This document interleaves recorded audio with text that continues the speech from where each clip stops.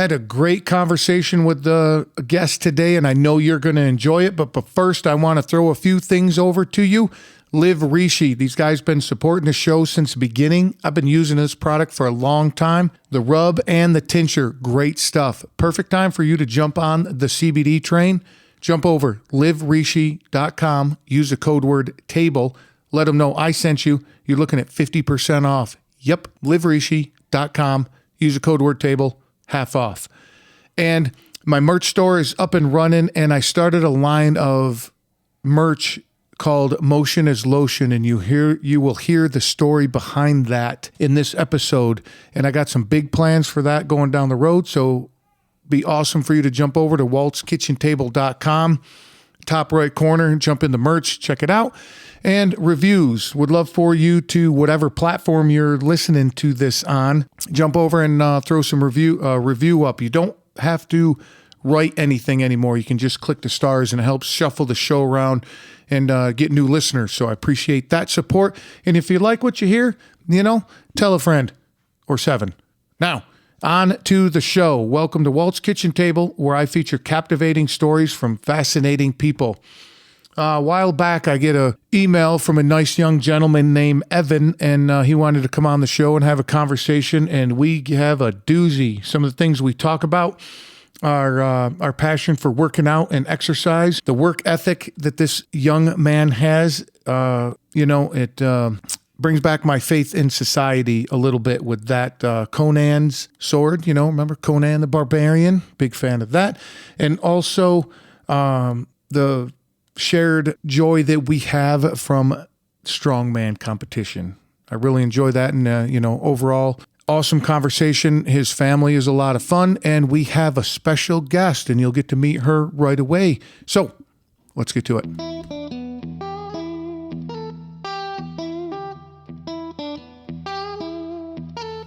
This type of conversation, or doing it this way, is you hear creaks and people are drinking, and that's cool. I'll step back, or you want me? No, it don't matter. It'll turn real quick into an ASMR video. People are like, what is this psycho? Dude, I just found out. Get a little closer. Yeah. I just found out what an ASMR video is not too long ago. Yeah. I didn't know that was a thing.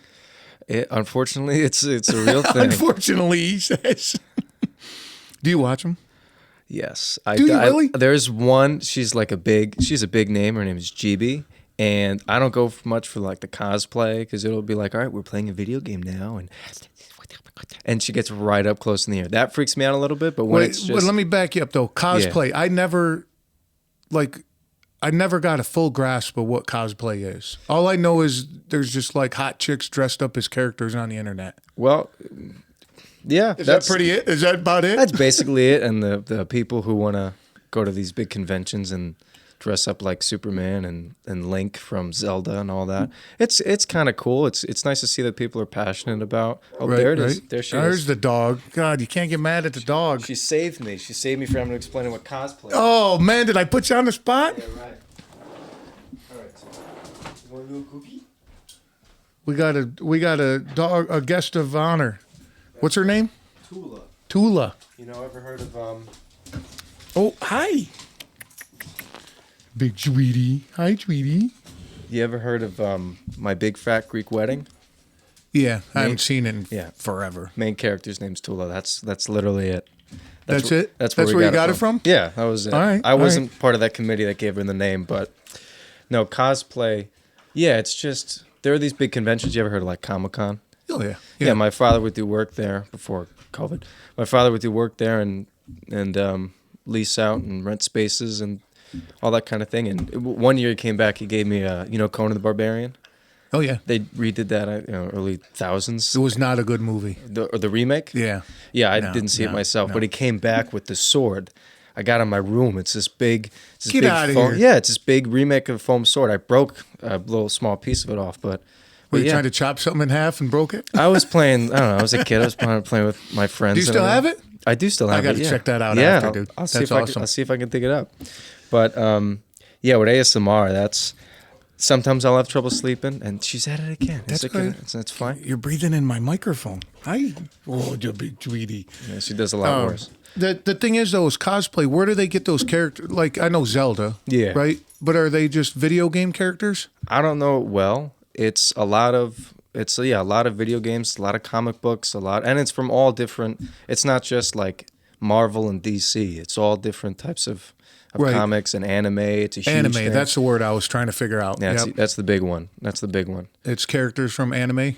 A lot, yeah. Well, cosplay could be anything. If you wrote a short novel and you wanted to see it come to life, you could do it that way too. But it's weird. It's cool again to see a lot of people interested in showing their passion for I mean, to see like a guy, I just made a Batman suit and it can do like 30 different things. He's got grappling hooks on it.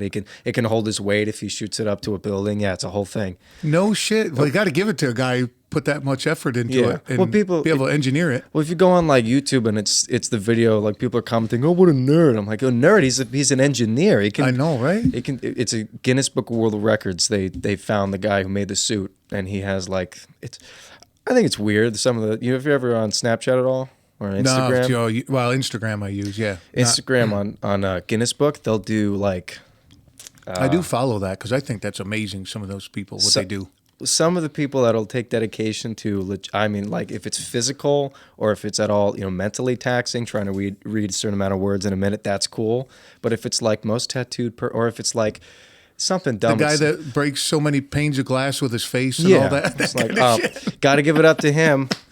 All right. Yeah. Do you know that's where the Guinness Book of World Records come from? Do you know the history behind that? I don't know. Guinness beer. Sure. Right? Yeah. So back in, I don't know what, I couldn't tell you the dates, right? But, like in a bar, no, I can lift more than you can. Yeah, prove it. No, and then over in Ireland, they started writing that shit down in a book. Okay. Like Bob Smith lifted 400 pounds. Well, 10 days later, Richard whatever lifted 450 pounds. So that's how the Guinness Book of World Records started. Then they made a actual publication out of it. Okay. Yeah, because shit, dude, hanging out in a bar, I can push your car. No, you can't. I can do 50 pull-ups. No, you can't. You got to prove it. Do you know Strongman? I love Strongman. Do you watch that? Big time. Oh, yeah. Eddie Hall fan? Oh, the Beast. The Beast. The Beast. Did you see the documentary on Netflix about him? Not a documentary. I saw one on the other night, YouTube. Born Strong, I think it's called. Oh, I think that's the one on Netflix. Okay, yeah, and it opens with Eddie Hall, and then it goes on to the Mountain, the guy who's on Game of Thrones. Oh no, that's a different one. Yeah, because the one on Netflix is nothing but Eddie Hall. Oh yeah, and this is back, I think, before he became the world's strongest man. So it's a little older one. Okay. Yeah. Yeah. But how about the Mountain? He's fucking guy. He's like 6'8". You ever see his old lady? His mom? No. No, his wife. Sorry, man. I call girlfriends and wives old ladies. Yeah. She's a tiny little thing. Well, compared to him. I feel bad for her. God, right? And she's pregnant. She's got triplets. I was going to say. Triplets in there, yeah, man. Imagine pushing that thing out. Well, yeah, I saw on Eddie Hall, I saw him. He was saying with Guinness Book, he mentioned Guinness. He said there'll be stuff, or even bodybuilding, there'll be things where it's up to a judge to say he's aesthetically pleasing or he looks good. Right. I think, if he was a little bit more vascular, but strongest man, you got to prove it. You got to actually say, no, all right, I outbenched this guy. I did overhead presses, military presses, whatever, more than this guy. Right. And there's actually a big controversy with him in the Mountain. On like when he won World's Strongest Man in 2017. Do you ever see that? Was that where? See, the only controversy that I know of at this point is the Mountain beating his deadlift record, but it was in a gym. Did you see that? I saw that, but I didn't know that was a controversy. I saw the video of him doing that. That was over 1,100, 1,200 pounds. Yep. And the thing is, first of all, that's an incredible amount of weight to lift. Yeah. But I totally agree. I don't want to take anything away from the Mountain, but I agree with Eddie Hall. You're not under the stress of a competition. You're not at a show, because at a show, they're like, you're up next, and you got like 4 minutes. Okay, no, the guy just shit his pants and broke his arm. You're up now. Well, okay. Yeah. So there's that mental aspect. We're in the gym in a controlled environment. You can get all psyched up and, okay, I'm ready, and you do it. So I don't want to take away from the lift. You still got to lift the weight. Right. But there is definitely an aspect of the mental part of it. No, in the absolutely. competition. Yeah, I'll see guys at the gym try to psych themselves out, but it takes them like 15 minutes, like 20 minutes. Like, all right, let's get it, 3:15. Like, Yeah, it's yeah. 3:15, dude. Dude, what are you doing with 3:15? Well, it's not. No Unless one's you're trying to curl it. No, yeah, no one's looking at you like it's a big deal. I don't go to a lifter's gym. I go to one around the corner from my house. The one's close to my house is not a lifter's gym, but I like a good rat gym, dude. Yeah. Oh, I love a good rat gym. You ever been to like a true? My fiance's family, they're all. Well, I shouldn't say they're all. About half of them are take lifting seriously, and her father in particular, I think his triple is like over almost is around 1,000 pounds. Jesus Christ. Yeah, he's a strong fella. I'll go. I'm like, oh, you bench that? That's incredible. He goes, nah, whatever. I'm like, Yeah. okay, 415 is no big deal, but all right, he's a strong dude. That's awesome. How old is he? He's I want to say probably early mid 50s. Good for him. Yeah, Damn, dude. He took it seriously. Probably, I think from her stories like 10 years ago. Started to take it real serious. Yeah, but I don't know the details. But You should get him that shirt I just saw the other day. It says, "Careful, boy. I'm this old for a reason." yeah, I've seen Robert Oberst's. His thing is live strong, look pretty. I think it love was. that dude. So, have Yeah. you watched Strongest Men of History? I think that's what Yeah, it's called. that's on the History Channel. That's awesome. They have free dude. episodes on YouTube. I've watched those. That's so cool. Yeah, I enjoyed that where they replicate stuff through the past. The strongest feats in history. Yeah. Some of that shit, you're like, what the fuck? Yeah, that's dope. Yeah, That's really cool. But they have the guy Nick Best, I think is his name, where he's Oh yeah, kind he's of the older dude with the a big older fella. goatee. Yeah, that's a choice. He, I mean, you got the full beard. It works, but my father just shaved it down to a goatee. I was like, you don't think... I mean, you look distinguished before. Now you just look like you're going for therapy. Do you ever want to maybe give it a shot? Going for therapy. That's this awesome, man. So I got a story about a goatee. Jesus, dude. Now you're bringing me back. So I've been a gym rat forever. Yeah. And in my 20s, I was big. Sure. I think right now I'm at like 260. Okay. And I was close to 280 with like single digit body fat. It was a lot of fun, but it was a lot of fucking work. Yeah. And you can't eat enough. I couldn't eat enough, because you can't eat like Snickers bars all day. That doesn't work. But I had a goatee, right? And I walk into the gym, and there was like 15 guys there, and 14 of them had a goatee. And I'm like, yeah, no, this shit's going. Mm-hmm. Yep. So Yeah. I had to get rid of the goatee. That was in my late 20s, I think. Okay. Yeah. Yeah. No, with the eating, I have a particular problem as well. Guys my age too, their metabolism. I don't know what it is. How old are you? 20. Jesus, dude. I got underwear older than that. My thing Your is, metabolism's running at fucking redline. Yeah, Isn't yeah. it? You can Yeah. probably eat anything you want. I can. Yeah, I don't prefer it, but I was just at IHOP with my fiance and we were going over marriage prep stuff and she Oh, goes, congratulations. Thank you. When you very getting much." married? In 4 months. Whoa. Yeah. Where? You pick a place yet? Yeah, we have a venue and we have a joint picked out. The church my sister got married at. Oh, that's awesome, dude. Congrats again. Yeah, in Booton. Booton. I like Booton. Booton's cool. Yep. That's a cool little like mountain town. Yeah. I like going hiking there as well. Yep. Oh, what's a fucking reservation? We were over there not too long ago. Blue Mountain. Blue Mountain. Yeah. Yep. That was really cool. I went there a lot as a kid. Yep. So IHOP? You eat at IHOP? Oh, you're 20 We years ju- old. Never we- mind. That's, You're 20. that's what it is. We just like to make it romantic. We can cheat up for a week. I said, Bubba, you want to go IHOP? Evan, you can stop talking like that now. I want to talk. We were on the phone the other night, and another strong man, Zydrunas. I forget his last name. yeah. I think he's not Polish. He's Older dude, right? Latvian. Yeah.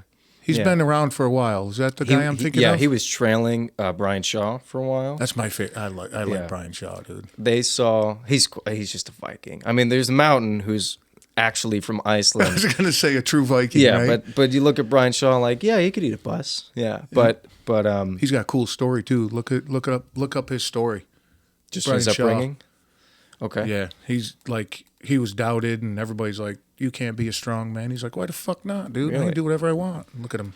Well, what is he? He's 6'6". I think he's 6'6". Yeah. He's a big boy too. 6'6", easily will surpass 400 for a competition. Yeah. Try telling him he's not a strong man. Yeah. And Eddie Hall, he's 6. He's real short though, he's right? 6'1", 6'2". Jesus, when you say he's short and he's 6'1", Well, I'm 6'1". But when you but you're not 300 and some pounds. No. Man, you see him lately, he's all trimmed up. Yeah, he's got the abs. Dude, can you imagine that? 300 pounds and got abs. Uh-huh. Holy Christ, dude. What do you have to? How much weight do you have to crunch to get something like that? Yeah, A core yeah, that right? strong. Yeah, yeah. He's pulling a bus. Yeah, well, literally. Yeah, I'm pulling airplanes, bus. Yeah. My fat Now, uncle. is your wife, wife to be, she all into fitness too? Absolutely. Oh, that's awesome. What's she do? Well, she's she works for a company called NJ Swim. So she's a swim instructor. She'll teach little kids anywhere from, I don't know the specific age group, but K through probably high school. That's cool. Yeah, and she got into lifting like 3 years ago. What is it? I thought you were gonna calm down. We had this agreement, Tula. I looked you in the eye. She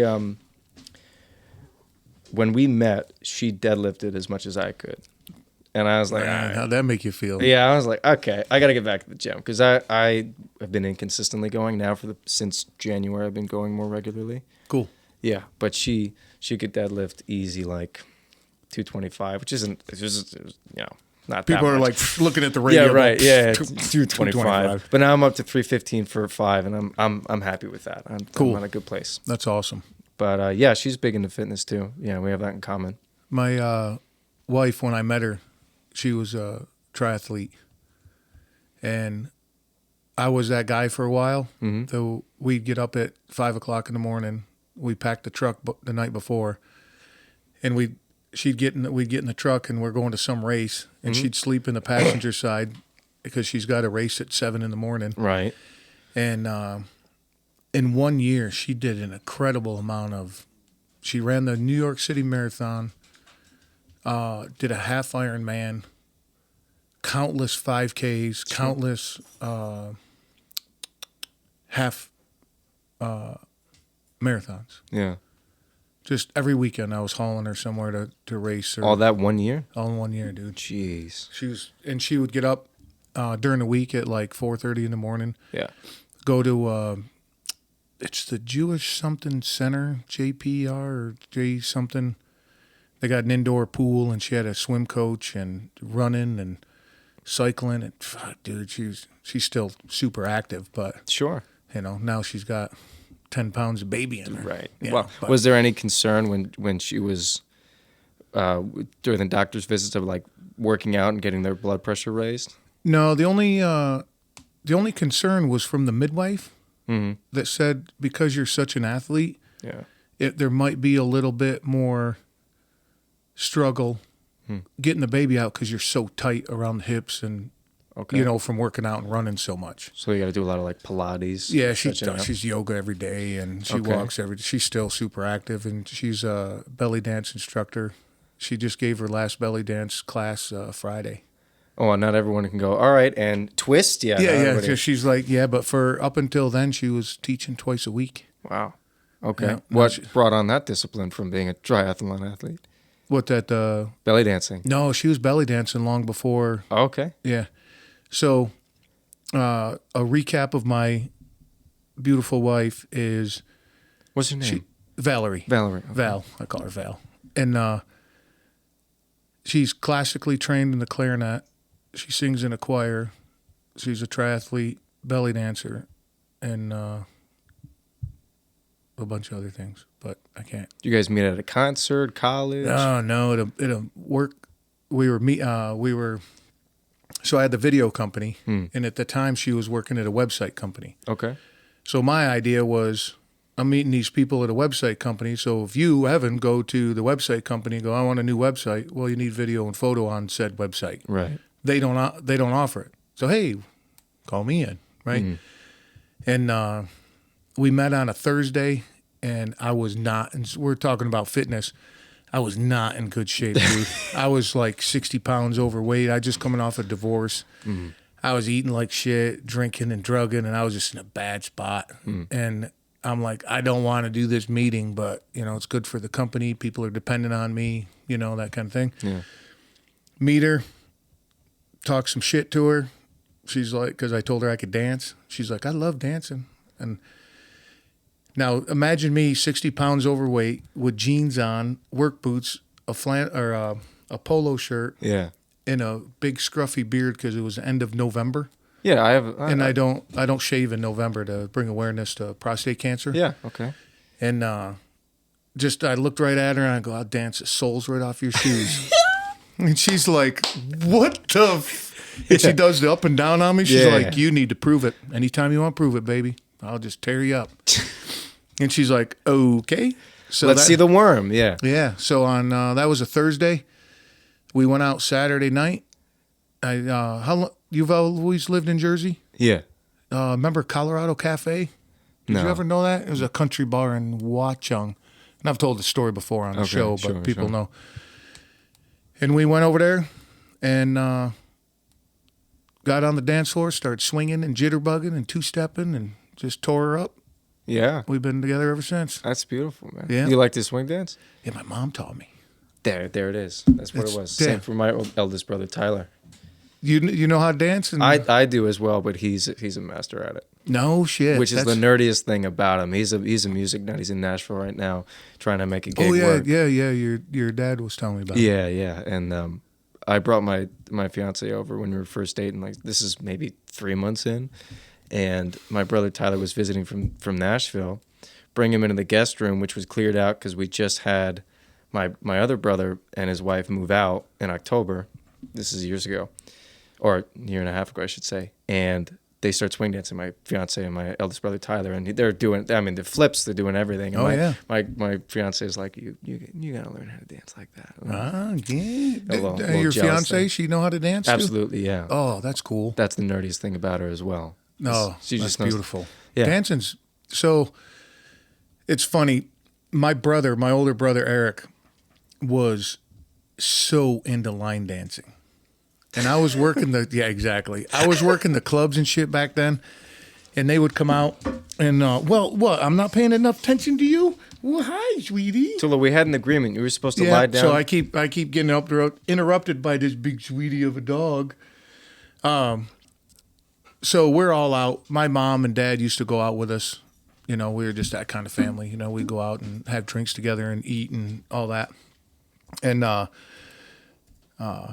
my brother was just so into line dancing. He was good. Like, he was really good. So we were out there watching him, and my mom goes, how come you don't do that? And I go, man, line dancing was invented by a woman waiting in line at the bathroom. Yeah. No, waiting in line at the bathroom. Yeah. And she's like, what? And I said, man, if I'm going to dance, I want to hang on to somebody. That was just my thing. And she goes, well, if that's the case, grabbed my hand and took me out on the dance floor and showed me how to jitterbug and swing and That's two-step. phenomenal. Yeah. Yeah. And it's any man listening out there, learn how to dance, Absolutely. bro. Women love that shit. Yeah. And it's just so much fun, man. And I'd be out and about in my younger years, you dance with 50, 60 different women a night just to have fun, man. They're just out there having fun. Yeah. Yeah, I love dancing. Still do, man. We go to a wedding and my wife, first of all, she just loves any kind of dancing. So dinner's over, the music starts. I never see my wife again until the end of the night because she just never leaves the dance floor. She's just that one person, So I, when certain songs come on, I go snag her up or I snag some other lady that I know and just dance. And I love dancing. See if you can meet in the middle. Yeah. We grab them, and my wife she's so talented with dancing that she just follows me.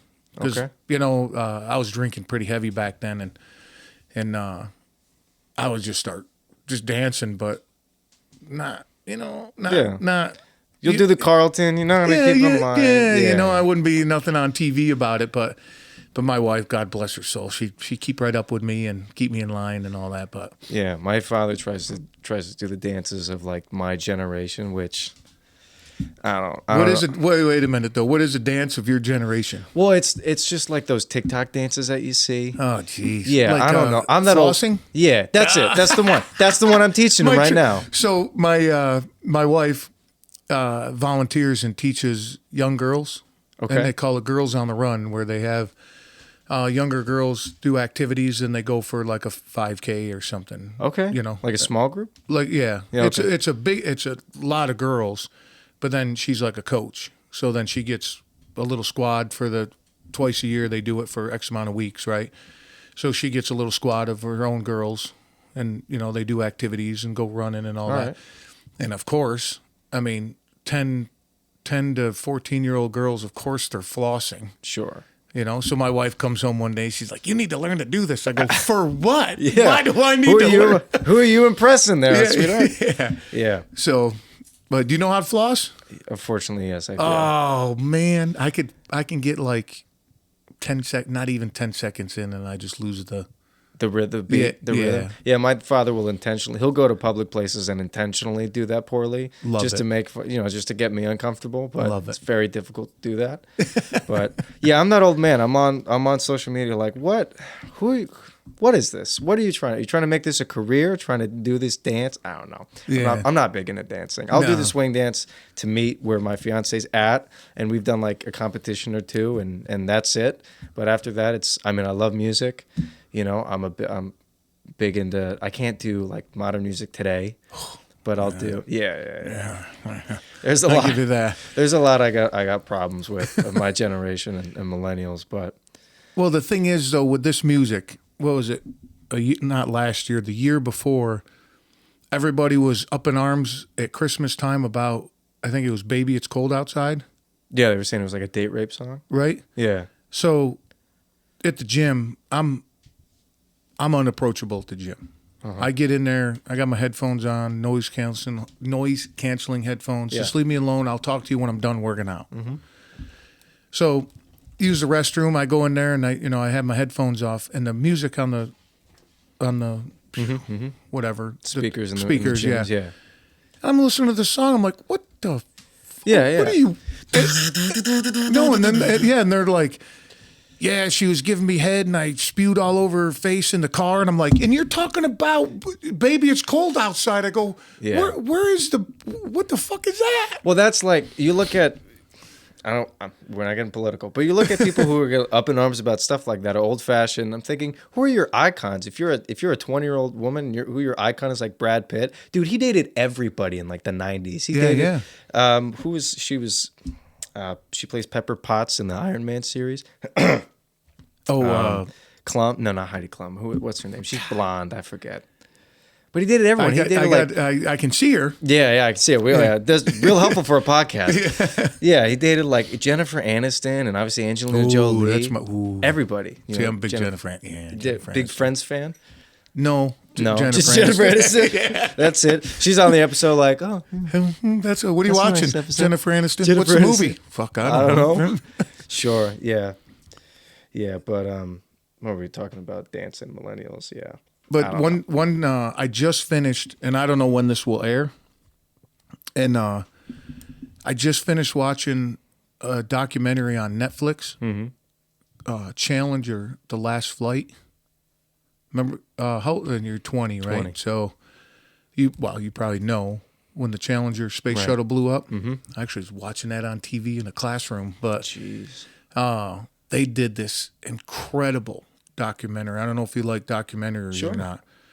Yeah, I I'll watch a couldn't- bird poop on a hobo for a documentary. There you go, right? Sure. Man, were you all those? Did you like those hobo or bum fights? Remember those? No. No, you didn't get in those? I don't know if that was. I don't know what you're talking about. Is that a documentary on that? Yeah, like on YouTube, there was all of a sudden, it blew up on YouTube and social media where people would go up to hobos and be like, I'll give you $50 if you beat the shit out of that other hobo. Look at my age, I'm calling him a fucking hobo. Yeah. Homeless. Yeah, right? yeah.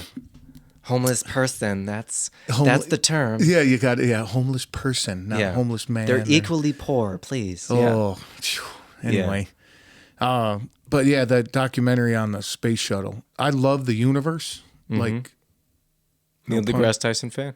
I don't know, man. I can't watch him for very long, dude. I watch a guy like that and go, No. I'm an ape compared to you on this mental spectrum. I don't understand. Two big words. Just one big word at a time in each sentence, please. Yeah. Not 6 syllables, 12 in a row. Yeah, right. Yeah, right. But the thing is, though, that part of like listening to somebody like that, I agree with you. I'm not on that level, and I never will be. Sure. But I just find that shit super fascinating. Like there's a big ball of fire that's keeping everything going. Yeah. You know, and it just like everything that has to happen, the everything in the line of events that has to happen for us to be able to sit here and breathe and talk on this show, right? Yeah. Oh, the universe, though. Anyway. Yeah. Yeah. We could go. That's a big subject, right? No pun intended. It is. There's a lot. There's a lot that it points to. You could look at it either way, depending if you're objective or not, if it's evolution or if it's creation. But, right. Yeah, but I think it's fascinating, the different aspects and perspectives you can learn in looking at those different arguments. Yeah, I was going to say, you go both sides of that as long as you're able to, like we were talking about before, as long as you're able to hear somebody else out. Yeah. You know, and say, okay, that's cool, but yeah, we won't go down that path. Yeah, we'll avoid that. We'll avoid that for listeners. We can. I was going to say we can go on for that for about 4 hours and won't even start to get into it. One of us or both of us crying by the end of it. Yeah, we want to avoid. No, we don't maybe do next that. episode we'll avoid that. But let's go back. You were saying the gym that you go to is not a lifting gym. It's a hotel gym basically. It's a what? It's like a hotel gym basically. It's got it set up. Yeah, the reason I like it and it's retro fitness. Okay. I was trying all sorts of different gyms for different reasons. Like I tried LA Fitness because they had a Sauna. Sauna. I love a sauna. Mm-hmm. You know, we can't use them now, but and they had a pool, which is completely useless because that's just an Oriental bathhouse. Yeah. You know, at a gym and no matter what time you get in there, it's just full of fucking people. Yeah. You know. And then the other thing too is with the LA that I was going to. Specifically, there wasn't enough weight. Yeah. Like enough plates. Yeah. Like next thing you know, I'm not the biggest guy in the world, but I can throw some weight around. Sure. So on a bench press, I'm looking for 6 plates minimum. Mm-hmm. 3 on each side. Yeah. And I couldn't find them. No, because one guy's got 15 plates or 16 plates. Doing calf raises, going on the Smith machine. All right. Yeah. And I got a and guy like that in my gym. Yeah. And if he's listening to this, I want the Smith machine too, pal. I'm trying to do my incline raises. Also, take off your headphones. You're not. What do you? Anyway, Oh man, I love the etiquette of the gym. We'll get into that, but and then it was like a combination of convenience and that type of thing. So like the retro I go to, and every retro I've been to some that are just fucking shitholes. Mm-hmm. But the majority of them, they're always clean, well set up, well run, and you don't run out of weight. Like they got enough plates like the guy next to me could have 24 plates on his leg press and doing it quarter raises, and I got enough plates to put 6 plates on my bench press. Yeah. They have that. So that to me alone is worth a lot because I don't have to chase weight around, right?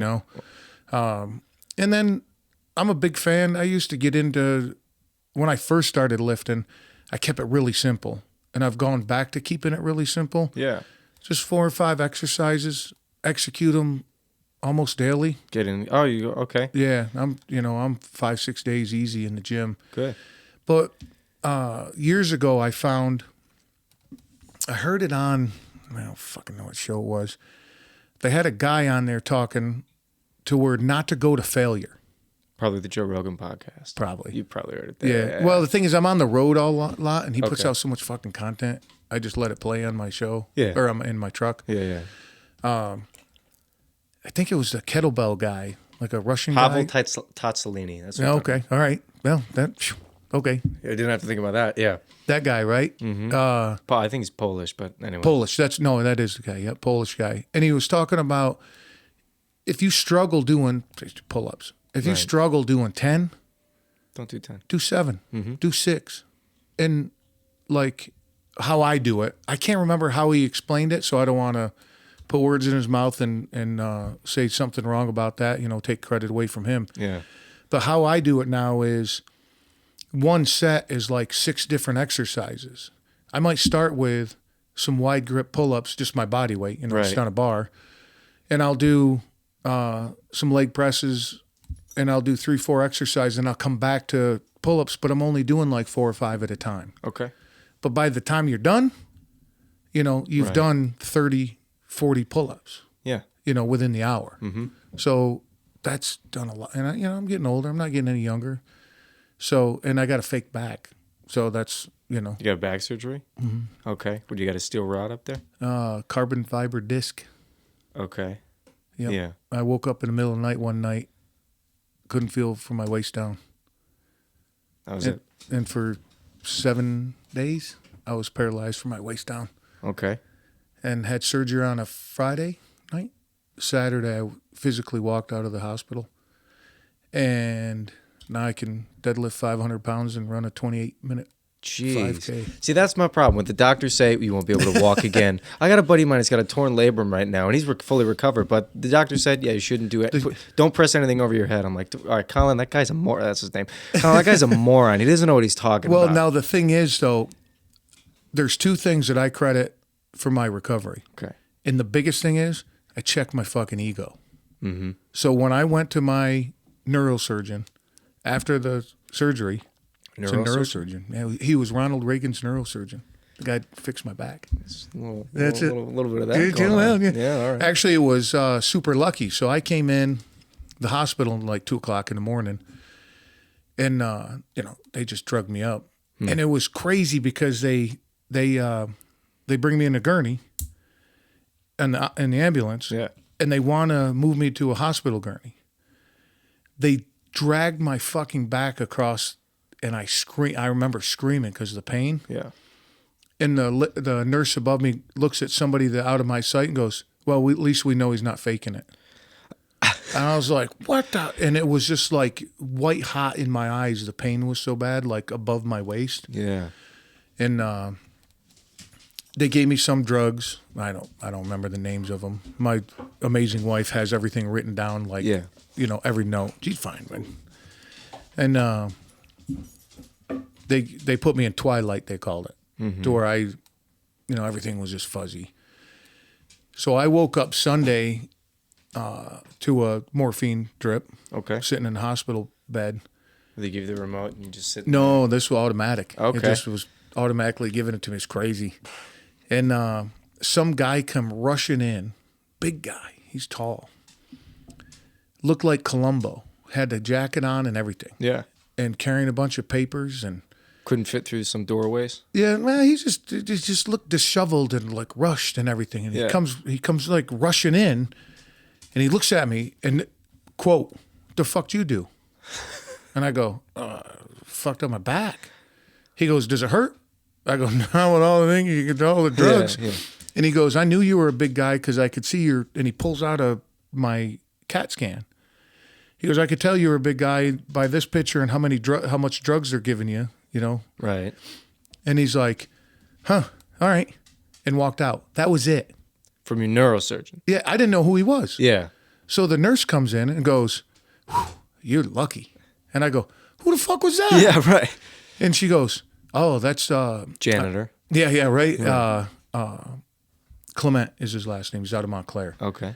Love the dude. His bedside manner is amazing. Sure. Some people, I think, would not appreciate. But, yeah, I love the dude to death, man. And so he come and he agreed to take your case, and I'm like, okay, bully for me. Yeah, I was like, okay, this doesn't mean anything, Yeah. to me at that point. And she comes in later that day and kind of gives me a rough idea who he is. We all love him here, and he's a great neurosurgeon. I'm like, neurosurgeon? My first thought was, there's nothing wrong with my brain. Yeah. And she goes, no, as you know, your back, the disc. Spinal cord. Yeah, what happened is, this is my neurosurgeon telling me, you ever bite into a hamburger and all the shit falls out the other side? Yeah. He goes, all that shit is all pressing against all your nerves, and that's why you can't feel nothing. And don't be surprised if you shit your pants. Okay. All right. Thanks, dude. All right. Well, nice to meet you. Yeah. My name's this. And I met him like 2-3 times over the weekend and into Monday. He still didn't tell me his name. Yeah, it was weird. And talking about ego, checking your ego. But he no ego at all. Just super nice guy. Just comes in and he was very polite. And again, that guy was amazing. Not because what he did to me, but from the very first time I met him, loved him. And So he comes in on like Monday. Monday? I don't know what day it was. He comes in and goes, all right, good news. We're going to work on you. And I go, okay. Bad news? He goes, we're not doing it till Friday.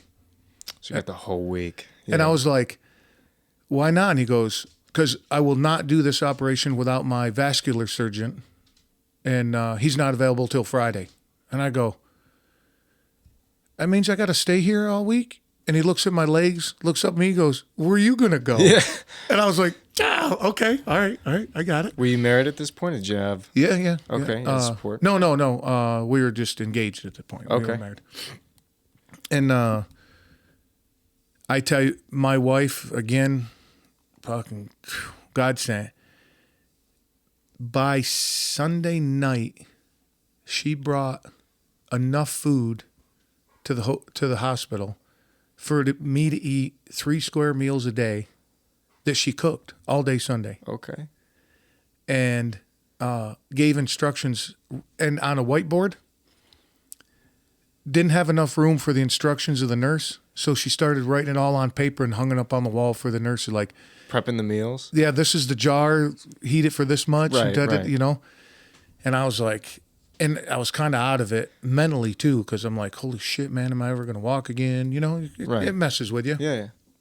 And so he would come and go all week, Clement would. And he got to the point where he's like, all right, so the surgery, these are the outcomes we're looking for. Obviously, you know, and he gets into detail, which we don't, you know, whatever. He's like, Right. you're good. I'm going to put this little thing in you. It's fake. It's carbon fiber. It's made out of steel and all this, that, and the other. And it pivots, and it's like a joint. Mm-hmm. He goes, that's option A. And I go, oh, I'm sorry. Let me back up real quick. He goes, because you're such in good shape and your vitals are good, you know, your blood works great, you know, and you live a healthy lifestyle and active, you're a candidate for this thing. Mm-hmm. And so my goal is to put this thing in you so you can maintain your lifestyle. Okay, great. I go, what's plan B? He goes, I fuse your back together and it seriously limits what you can do. I was like, all right. And he's like looking at me and I'm looking at him. See? Yeah. He goes, no, you just don't ever walk again. And he leaves. He walks out. I was like, Didn't give you an answer.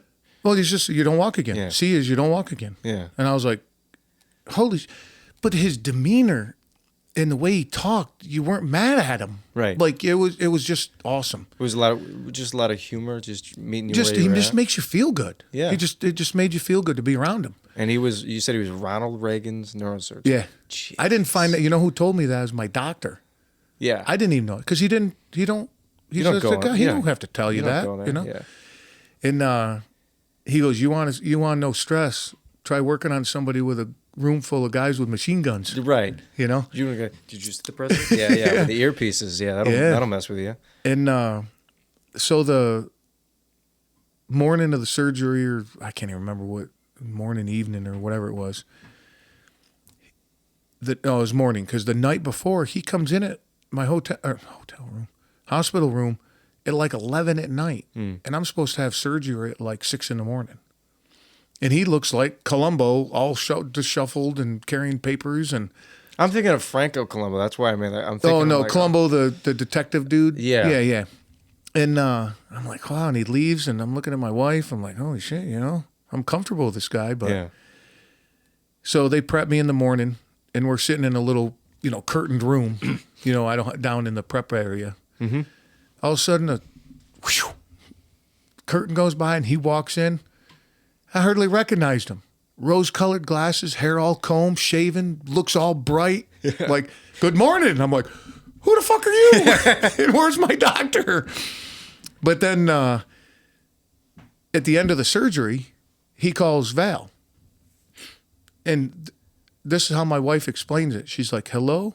He's like, yeah, there was a lot of debris in there, but we cleaned it all out. He's good to go. Click. That was it. That was it. She's like, how long was the surgery? It was like 6 hours. Oh, okay. It's not terrible. No, and it went in. He went in my front, like right in my belt line. Okay. So that's why he needed his vascular surgeon. He goes, I don't want to go in the back to go around your spine. I want to go in the front. And so that, I mean, did he tell you? However, I mean, he came in. He came in later. Yeah. I didn't see him again until Saturday. So I woke up from recovery and all that and was laying in my bed. Oh, by the way, I roll into my hospital room, and my wife and one of her girlfriends are sitting there talking, and I kind of see them, and my wife kisses me, and I passed back out and had the most fucking amazing trip of my life, dude. I still had all those drugs in me, from the surgery. Yeah. But I kind of got conscious, like was knowing what was going around about 7:00 at night, right? So I was like, okay. And they prepped you at what, 12? 12? No, like 6 in the morning. In the morning. Because I was in recovery for a long time. Okay. And 9:00 that night, this lady comes in with a walker. Goes, get out. Come on, man. Let's go. I go, what? Excuse me? And she's like, yeah, I'm your physical therapist. We're going for a walk. I'm like, I just had back surgery. She goes, exactly. Let's go. Got me out of bed like 2 hours after my surgery. So You got scar tissue. You got, your blood pressure's going. No, so jeez. I still use this phrase today. It hit me like a fucking a bus. So I'm using the walker, obviously, and we're going pretty slow. I can't go very fast. Right. We go down to her like room where she's got all the equipment and she's got like stairs and a bathroom sink. There's no water or nothing in it, right? But it's like a bathroom sink. Because unless your back's fucked up, you don't know how well you have it just bending over the bathroom sink to brush your teeth. Yeah. I'm telling you, dude. Because she goes, bend over the... Oh, wait a minute, real quick. So I walk in the room, stop dead in my tracks, straight ahead of me, taking up the whole wall, from floor to ceiling. Was the papers? Or the No. It was painted. Said motion is lotion. Motion is lotion. Took up the whole wall. Yeah. And I stood there, and it hit me. I was just sitting there staring at it, and all of a sudden she kind of moves, and I look at her, and she goes, it's quite a concept, huh? I go, holy shit. That's all you needed? That's all I needed. Yep. Did they ever isolate the problem? Surgeons say, all right, this is how your back got messed up in the first place. 20 plus years of kicking the shit out of myself. Yeah.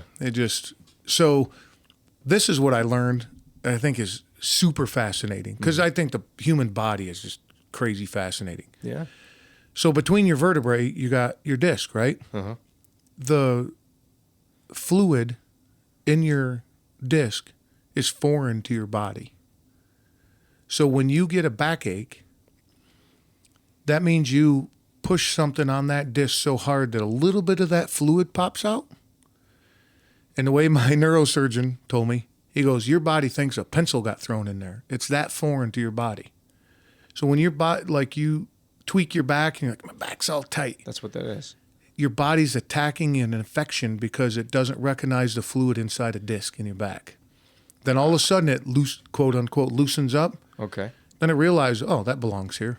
Whoop, loosens up. So it's contracting. It's realizing this isn't... Just like any infection, like you break your finger, it swells up, your body attacks it, try to make it better.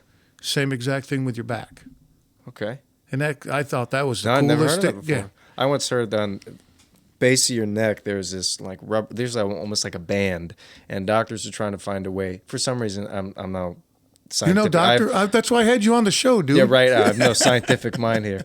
But it's saying that there's this band at the base of your neck where surgeons could theoretically, they could stretch it and it has some connection to a lifespan. So the older you get, it starts to shrink. And sure.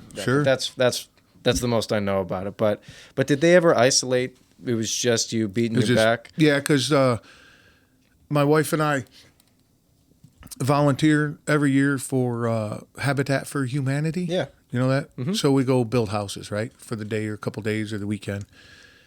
So if you've never done that before, you volunteer, you get there, and then the foreman introduces himself, talks a little bit. They got to do their thing. But then he kind of asks who has what ability, right? So he goes, who knows how to put in a wooden floor in the kitchen? and it's wooden, Yeah, it's finishing. Yeah. And I was like, I do. And another guy next to me, he's like, yeah, I'll help you. Okay. Dude, that was fucking hard work, man. Yeah. But I'm like, no, that's cool, man. I'll get it done. I enjoy that kind of work. Mm-hmm. And I stood up and I felt and heard a pop in my back. Yeah. And I was like, oh. And get mad at me for all you want, but being a man, you're just like, all right, dude, for the last 20 years, that's happened to me. I just put some ice on it, take a Tylenol, and quote unquote stay off my back for a couple days. Well, in the Midwest, all it is just a nice suntan and a beer, and then you're feeling. Then you're good, right? Fine. Yeah. So I was like, man, that's something. And I completed the work that day. Yeah. And looked at my wife and I go, yeah, let's go home. My back hurts. She's like, okay. And I'm driving home. I'm like, man, Jesus Christ, my back. This something about this is different. Yeah. So we stop. I get like heating pads. We get to the house. I'm like, Vale, man, this is not right. So I took a bunch of Tylenol, crashed in bed, and at like 2:00 midnight or something like that, I woke up and I was like, all right, couldn't move it. Okay. So I had a little bit of movement in my right leg, but then that was it. Do you ever go to like chiropractors now? Or? No. Nah, just lift. Motion, dude. That's what it is. Motion. I believe that. That's probably, you're saying about 20 years of beating on you. That's probably just Monday, Wednesday, Friday, just beating the piss out of yourself and not. What you're talking about before was Pavel Tsatsouline. That was the podcast we were talking about and how. He was like the godfather of kettlebells. Yeah. He had Rogan had on the trainer for GSP. You ever watch UFC at all? A little bit. A little bit. All right. So George St. Pierre. Oh yeah. Middleweight champion. I think. Yeah. He his trainer, I forget his name, went on a podcast and said basically what Pavel Tsatsouline advocates for, which is flow training. Mm-hmm. It's a process of training. Instead of going Monday, Wednesday, Friday, you go every day and you increase the volume. You're not increasing the intensity. You're increasing the volume at which you perform that workout. So I'll go every day and I'll go for, most guys go in for like 45 minutes. I'll try to do about an hour and a half. Mm-hmm. And I'll do 4 sets, deadlifts. I'll do, most compound movements. And that's better than me saying, all right, let's get a PR today. That's not. Yeah. See, I'm not like that either. I used to be that way. Sure. Till I knew, just like you. Was it that decision? You said, all right, I got to change something about my training. And so going back to the checking ego. Yeah. I know what I'm doing in the gym. I've been a hard worker all my life. I'm cool saying that. So after the surgery, the Saturday morning, the physical therapist comes in and has a Google printout, Google Earth printout of my apartment building. So they're tracing you a place for you to walk and everything? Yep. Yeah. She goes, "This your apartment building?" I go, "Yeah." I go, "You trolling me or what?" Yeah. She just laughs, Sure. She's good looking too, by the way. Anyway, so she goes, "Okay, so what I want you to do is you don't sit still longer than a movie. Watch a movie, get up, walk the length of your apartment building, go up 2 flights of stairs. My apartment building's 6 stories. Yeah. Go up 2 flights of stairs, walk back the length, go down the 2 flights of stairs, come back, relax for 2 hours, do it again, do it again, do it again. Okay. Just repeat." And this is on Saturday. And she goes, "On Monday, I want you outside doing this. By Wednesday, I want you walking a mile outside." I'm like, holy shit. They're moving you, man. Yeah. And I was like, oh my God. At that time, that was foreign to me. Because, you have that old aspect, that old thought of. You're going to be out for 3 months. You and all that stuff. Let your body just let it settle. Yeah. No. And so I go to my neurosurgeon as a follow-up a week later. And he goes, "All right, dude, I know I can't keep you out of the gym. So this is what we're going to do. Beautiful. That section, all the free weights, yep, that doesn't exist to you for the next 3 months." Yeah. I go, "Okay." And I told my wife after I got out of the surgery, I said, "I don't give a shit. Whatever the neurosurgeon says and my physical therapist says, I'm going to do it to a T. Mm-hmm. And that's it. And we'll see what comes out of it." Obviously, they know what they're doing. And So I'd go see my doctor, and he goes, for the next 2 weeks, do this, do not do this or this. Okay, check. Did it. Repeat. Came back 2 weeks later, this, don't do this, and did this for 3 months. Dude, I came out of the gym so fucking strong. Yeah. I've never been that strong before. The way he had me doing that. And I'm like, see, this is a lesson. Check your fucking ego. And somebody obviously knows more than you. Don't take it if a online coach tells you to, Right. It's not the law, but yeah. You got to figure the source. Right. Right? And I'm like, this is my back. So do I trust this guy and not go, he don't know what I'm doing. I'm going to go right. do this and then fuck it up even more, right?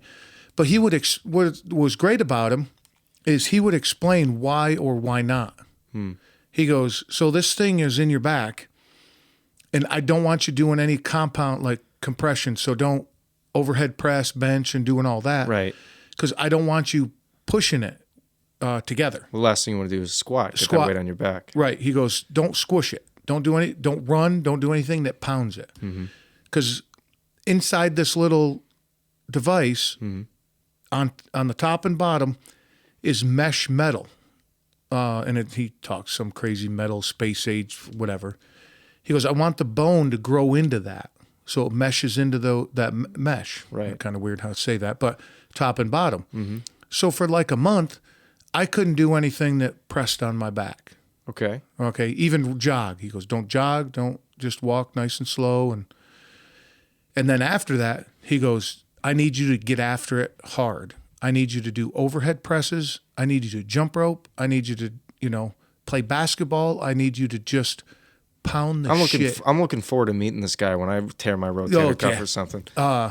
He goes, now the bone's all in there. Yeah. Now I need you to crush it. And then after that, he's like, don't do anything to compress it. So it was like back and forth, yeah. Yeah, let the bone grow in. Fuse to the crush ligament. It, yeah. And then let it fuse again, and I was good. Okay. The only thing I can't do, well, let me rephrase that. I physically can do anything I want. Like, I have no physical limitations physically. But in terms of re-injury, you're saying? Well, that's the thing. Yeah. I love snowboarding. You can't snowboard. I can't snowboard. Well, wait a minute. I can. Okay. But in terms of re-injury, you fall on your ass. That's it. Yeah. Do I go for a day of glory on the slope? Now my wife's got to take care of an invalid for the next 20 years? Nah, dude, it ain't worth it. Well, that's it. 40 years down the line, you're seeing your last days. That's a way to go out. Yeah, well, that's a way to go down. Yeah. But that's what I'm saying. I love, playing on ice. I even love roller skating and stuff. But I can't, because if I slip and fall and hit my tailbone, that could jack that up pretty bad. And sure. I'm just not gonna take any chances whatsoever. Yeah. And twisted motions, like I can't go to a batting range anymore. Again, I can, but I choose not to. Right. Yeah. So fast twisted motions, I can't. But so you can do a lot. You can do a lot of plyometrics, and I do a ton of that stuff. Yeah. That's a huge part of my workout. Is just cranking on my the twisted motion just to get the power. Okay. So if I'm standing here, and it's hard to describe now, but what I like to do, and I've been doing them all my life, I'll stand with a cable and do curls this way, but I'm standing straight up and down. Right. So that I'm pulling, and the amount of weight I'm pulling, I can feel it if I'm pulling with my right arm, I can feel stabilizers. I can feel it in my back and front left side. Yeah. Because now I gotta count. Right. So I do a lot of that stuff. I do a lot of overhead presses. I do a lot of stuff for my shoulders. Are you working out like your lats and your obliques as well with that? Yeah, my lats are just, I could probably fly off the building and be all right. But yeah, it doesn't look like you got beginner gains. I'll give you that. Yeah. But yeah, that's my brother tore his ACL twice, one in high school, one in college. And one in college is, I'll tell you about that one. This is back, I know the years when my grandmother passed away. And death in my family, at least on my father's side, there's a lot of humor there. There's a lot, we're not laughing like, it'd be funny if you died and jump off of a cliff. But it's just the stories that are told in funerals. So it should be. Hilarious. Yep. Hilarious. My brother's Aaron is traveling to Nashville visiting my other brother Tyler, who I said before lives there. And Aaron, you know, he's always been the athletic type. He's a real Adonis, and he's in Nashville, and picks up a soccer game. So he's playing, whatever, tears his ACL. Boom, that's it. Retore his ACL, and comes back. A grandmother passes away. Comes back, is at the church. And Tyler, I don't know how he forgot this because he was there in the soccer game, grabs his knee, smacks it. This is his left knee. I'm sitting next. He reaches over me, smacks Aaron's knee. Tyler's on my left. I'm in between them. Aaron's on my right. I had never seen, Aaron doesn't really cry. I had never seen so many tears come out of a person. His face is swelling up. He's pink. He's red. Now, did he know he got hurt? My brother on my left? Yeah, he was there. He's the one who lives in Nashville. Oh. We're all crying. Whenever Aaron gets hurt, because he's the athletic one, he's doing what? It's hilarious. We all bust out laughing. It's like when Superman gets hurt, right? Right. This is a church filled with people. It's a big funeral, filled, 100 people, 150 people. It's, my grandmother's was a household name in all the towns here and all the houses in Pequannock. And front row's just laughing. And then it gets to my other mom's side, and then they're laughing. And then everybody behind us thinks we're crying because of because it's a funeral. So I got my best friend behind me, and she's like, "Hey, you all right?" And I'm like, "Yeah, Tyler's just an idiot." And that's what it was, man. Yeah, but he fell down this set of stairs here not the other day, years ago. That was funny. That's when he got his first concussion. Yeah. No, anytime he gets hurt, it's funny. But I think humor's amazing in any situation, I believe. Yeah. But no, for my family, it's always been a part of the recovering process, whatever it is. If it's an injury, if it's a death, it's just we laugh things off. I think humor is a celebration, right? So when somebody passes away, sure, there's some grief there, but you got to celebrate them. Like my mom, when she passed away, she's like, "Man, don't go out and live your life and have a good time. That's the best way you can celebrate me. Don't sit around and be all pissy about it." Yeah. So, but it's a void, right? I wish I could pick up the phone and call my mom. Yeah. I can't, and sometimes I feel that. Mm-hmm. So, but actually, that's life, right? Yeah. Well, yeah. I remember my father's uncle, my great uncle, Uncle George. I was 5 years old at the time. I've always had sort of a quick wit, and I'm 5 years old, and I ask, and I don't know anything about him. I've never met the gentleman. And I go, "Dad, what was Uncle George like?" He smiled a lot. My father's a very, very quiet person. And anytime you get a story, you've heard the podcast, he laughs, got a lot of laughs out of him. But I'm asking him, I'm saying, what was Uncle George like? He always smiled. He was always very genuine, present in the moment. But he emphasized he always smiled. I was like, "Oh, that's cool." Whatever, I'm fine. I don't care. I go up. It's an open casket. I look him, say a prayer, make my observations, come back. It's like a half an hour later. I said, "Hey, Dad, remember what you said about Uncle George, about always smiling?" He goes, "Yeah." I said, "Yeah, it's smiling anymore. He's gone." I had my father crying. Oh, it was great. No, that's phenomenal. A good comeback, too. Oh, yeah. I checked him out, man. You said he was always smiling. Liar. I got nothing. Yeah, I said nothing. So, yeah. You ever been hurt, though? Unfortunately, no. I've always wanted to break my wrist, pop my collarbone, nothing. Nothing, huh? You're not going hard enough, dude. Well, maybe. I played a little soccer a little bit in high school. That was it. I've pulled muscles before, but nothing's broken. No. That's nothing. Well, there's a difference. There's a difference between getting hurt and being injured. So you've been hurt. You haven't been injured. No, never been immobilized. Never had to sit in my bed for 2-3 weeks. I've never been shut down. Well, I've never been shut down that hard, but I've broken bones and all sorts of stuff. Yeah, you gotta go like hell, dude. Well, you mentioned earlier you're working hard. I don't try to carry pride with this, but I've been working since I was 15. And for you, dude, doing what kind of I started at a bar for 3 years. I worked as a bar back and a DRA, dining room assistant. I love bar backing, man. Yeah, it was good. It was a good gig. It was late hours, but I enjoyed it. You know? What kind of bar? It was around the corner, Sunset Pub and Grill. I have no idea what that is. It's just a local joint here. Okay. I don't know the stories behind it, but that was my first job for a while, and then I went on to I worked at my father's company for a while. Okay. That was his marketing company for trade shows. Yep. Building the booths and stuff, right? Right. Mm-hmm. And then from there, COVID happened, and I was all right. Well, see you, Dad. Couldn't help him out. There was no market. So I actually went for a finishing company, concrete. So we would do like concrete tables and countertops and finish them in concrete. Okay. If you wanted to do like outside furniture, they could do that as well. And that was, I would say, the first proper job I had, where it wasn't like, oh, yeah, I'm the boss's son. It wasn't that. You came in and it was 13, 14-hour days. That was tough. Yeah, I learned a bit. I learned perspective, appreciating, you have so much energy at the end of the day. What's really important to you in the last 3-4 hours of consciousness before the next day. Prioritize those things. And that was very helpful. That was very helpful for relationships and just time management. Yeah, for sure. Yeah. Then you're doing solar stuff now, right? Yeah. What part of that? Installation, sales?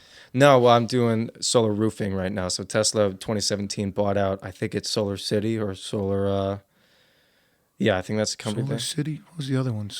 Anyway. Whatever it was, yeah. So they, and now they're training up guys and doing installations of solar panels, and solar roofs is their new thing. So you don't put solar panels on an existing roof, you actually make the roof. No, you can do that. You can do panels. But the thing is, the idea for the homeowner is if you're still in the house for 15 years, you're gonna buy a new roof and then you're gonna put panels on it? No, the idea is you're saving money is if you just do a solar roof. No shit. And that's shingles made out of solar material, basically. They're panels, but they're not like the big clunky ones you see in my house. Right. So they're small little panels? They look like shingles, yeah. No shit. Yeah. And it's all interconnected underneath? Right. Yeah. I can't talk too much about it, but but that's the idea, is that it gives the impression of it looks like a real roof. They have reflective properties where if you want a certain design, they can do that.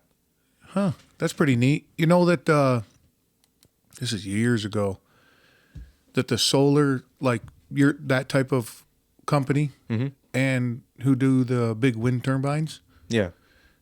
Biggest employer of ex-cons. Really? I mean, that's terribly surprised, but yeah. It's just because, look at the environment, right? So you're giving them work. There's really, most of the time you don't have to be educated on it. You just get in and get out. Yeah, hey, bolt this together, and you're out in the middle of the desert putting wind turbines together, right? But I thought that was kind of cool to, you come out of jail or prison, you got, that's something you could get into, and it's honest work and pays well. It does. Yeah, it does. yeah, I'm sitting pretty with my fiance when we're moving in an apartment in Boonton, and we're going to be in Jersey for a little while, even nice. with the high taxes. But I'm not showing my stuff here.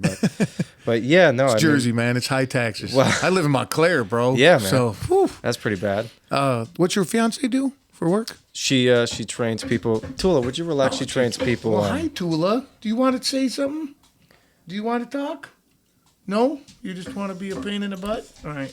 Tula, where's your sedative? You want a little cookie?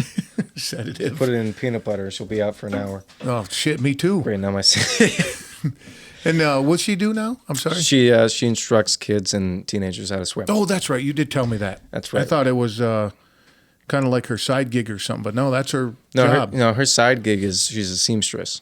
So you get ripping a pants, ripping a dress. I know, I'm sure you wear a lot of dresses. So you'll go to her and she'll get it done. You don't know that, dude. So you're making an assumption. I shouldn't. Well, listen, doing research for this, going on your Instagram like this, there's no way this guy's wearing tights. But I don't know. Maybe in your personal life. Now, the last time I wore, well, they're not tights. The last time I wore women's clothing. Yeah. Man, that was one crazy night. We had 7 Cubans in a bar. That was awesome. Yep. All of them were sailors. Yeah. How'd you know? Yeah, right. How'd you know? How the hell did you know? I told that guy to keep those photos secret. I had an uncle like that who worked in the Navy for a little while. Oh, you can imagine the stories coming out of that. Oh yeah, no, he's hilarious. My father told the Neil McElroy story. Neil McElroy. Going on, his brother's got cerebral palsy. Now he's fine, but I don't remember. Well, the story is I can't tell it like my father can tell it, but the story is your dad's a pretty good storyteller. He is. He's phenomenal. I mean, he's great. No, the story is my father's probably 12. My uncle and his 2 brothers, his younger brother Chris is probably 7 years old, and then the youngest is probably 4. Both of my grandparents worked, so they weren't at the house. They had a nanny, but there would be a period where Stewie would just be home. My Uncle Stewie, the one with cerebral palsy, he would just be home for an hour or two after school. He'd get dropped off. Oh, wait a minute. I'm going to blow your spot up. He did. Is this the curb? Yeah. He went over and... Told the cops, he said, what's your name? Yeah. Sorry, dude. I didn't blow you up, though. But yeah, right. Now I remember that. Yeah. That's a great story. Yeah, but we can go back to ex-cons, work with ex-cons. You know what's... For someone who wants to look at trades, I'm interested in the trades. I've been interested in all different types of disciplines, but that's where we're needed. My generation, that's... Oh, God, I am so happy you said that. Absolutely. You're talking about guys, I want to get a liberal arts degree. I want to... What the fuck are you going to do with that? Absolutely. Now, listen, I'm also coming from the aspect of my fiance is getting a degree in music, which is beautiful in and of itself. She wants to teach music. That's what she wants to do. But the thing is, though, my wife's big into music. I wish that they would put music back in schools where you have to do it. Yeah. Yeah. Learn an instrument. Absolutely. Do you know how much creativity comes out of music? Oh, and just the discipline to learn an instrument. Yeah. Yep. That's what it is. And you're saying shop classes. Can you imagine you get a 15-year-old going, I know how to use a tape measure. When was the last time you had a 20-year-old learn how to use a tape measure? No, nothing. Oh, my God. So, we're having a baby. By the time this airs... my baby will be born. Yeah. All right. And we were doing the whole life insurance and college fund and doing all that shit. Right. So my best friend's a CPA. Okay. And I said, listen, dude, I love college. I think college has its place. College is a business just like everything else. Right. It's its own industry. Yeah. Yep. And if you want to be a doctor, a lawyer, an accountant, you need a quote unquote higher education because there's just certain things you need to know to do that. Yeah. Right. But man, I am a huge fan of a tradesman. We don't have nowhere near enough tradespeople to nowadays. Yeah. I mean, there is nothing wrong with being a plumber. Everybody needs a plumber, dude. There was a big campaign. Well, I don't need a plumber. Well, you got jack of all trades. There was a campaign in the 70s that said, work smarter, not harder. And that's what killed trades jobs. I'm calling it now. That's what killed trades jobs. Is that everyone looked down on the plumber who was maybe at that point in the 70s and 80s not making that much money. But now, you know how much a plumber gets paid? Oh, I mean... Close to a doctor. Yeah. Yeah, yep. You could live... And if you run your own business, you could easily become multimillionaire. Yeah. Being owning your own plumbing business and all that. Mm-hmm. It's crazy. I had a guest on not too long ago, and he's not afraid to... He identifies just like I'm going to say it, so get mad at me all you want. But he's a fucking tall, white Jewish lawyer. He did a, 23andMe? Yeah. And he's 100% Azakashi, I know. Ashkenazi? Jew. 100%. Mishpucha, right there. yeah, see, his there family. You go. But he was telling me, because we kind of touched on this a little bit. Yeah. And when he was growing up, if he had to use his hands, it was considered a failure. Like if he had to get a job, like a construction job or a mechanic or something like that, it was considered a failure. Wow. Isn't that crazy? How old is he? Oh, he's a little older. No, he's a lot older than him. I think he's like 62. Okay. Even then, it was still like, oh, you're a failure. You're a plumber. Look at this. Look at this nut. He wants to be an electrician. Yeah, you want to be an electrician? That you'll disgrace our family. Is either a lawyer or a doctor. He became a lawyer. Yeah. But yeah, and it's nuts, man. And I came from a blue collar family. Okay. I work blue collar job now and love it. Yeah. It provides more than enough for my family, and I enjoy going to work every day. Yeah. So I mean, am I going to make $multi-million a year?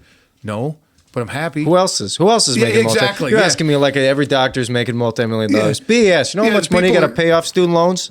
Oh, and then how's that bullshit with the government where you can't write it off, where they got it to where there's people paying their student loans with their Social Security. Mm-hmm.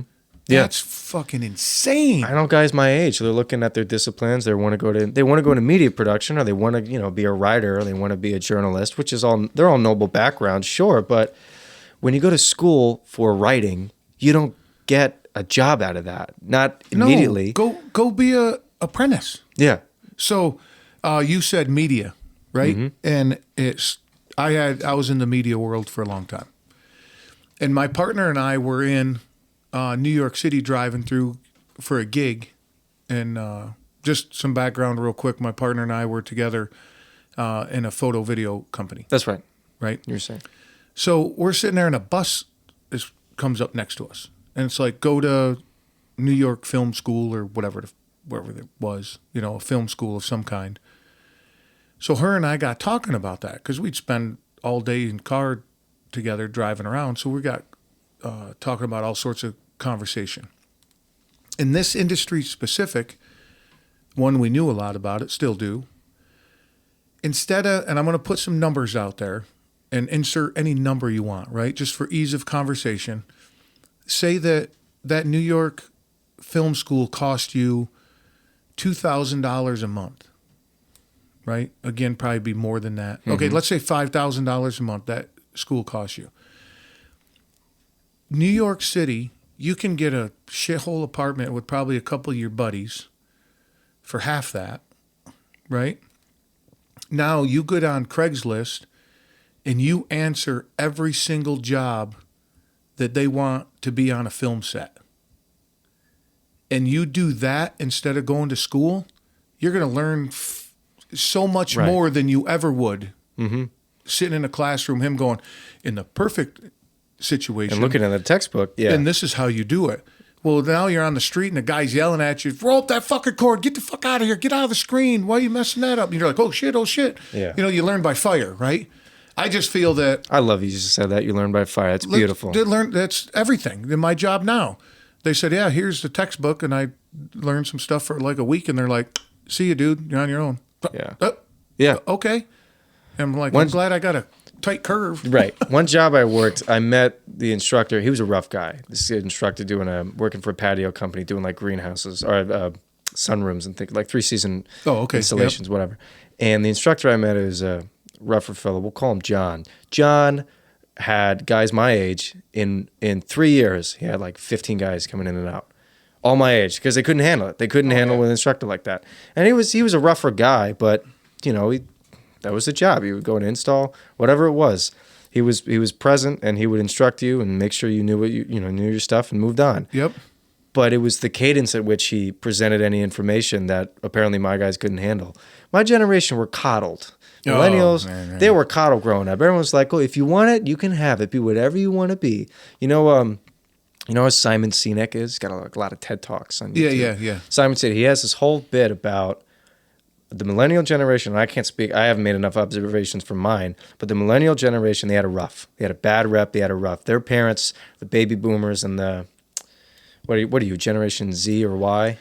I'm Gen Z. You're Gen X. You're probably Gen X. Gen X probably. Yeah. 46. Yeah, whatever it is. They were the first to have like a childhood. Right. They had their parents, the greatest generation, whatever. They were able to have like a childhood where they could go to school, have extracurricular activities for the first. They were like the guinea pig program. Then they grew up, they became parents. They said, all right, let's do that, but make it better. And they just gave their kids everything they wanted. No, see, that's not it. Yeah. That's what it is. Yep.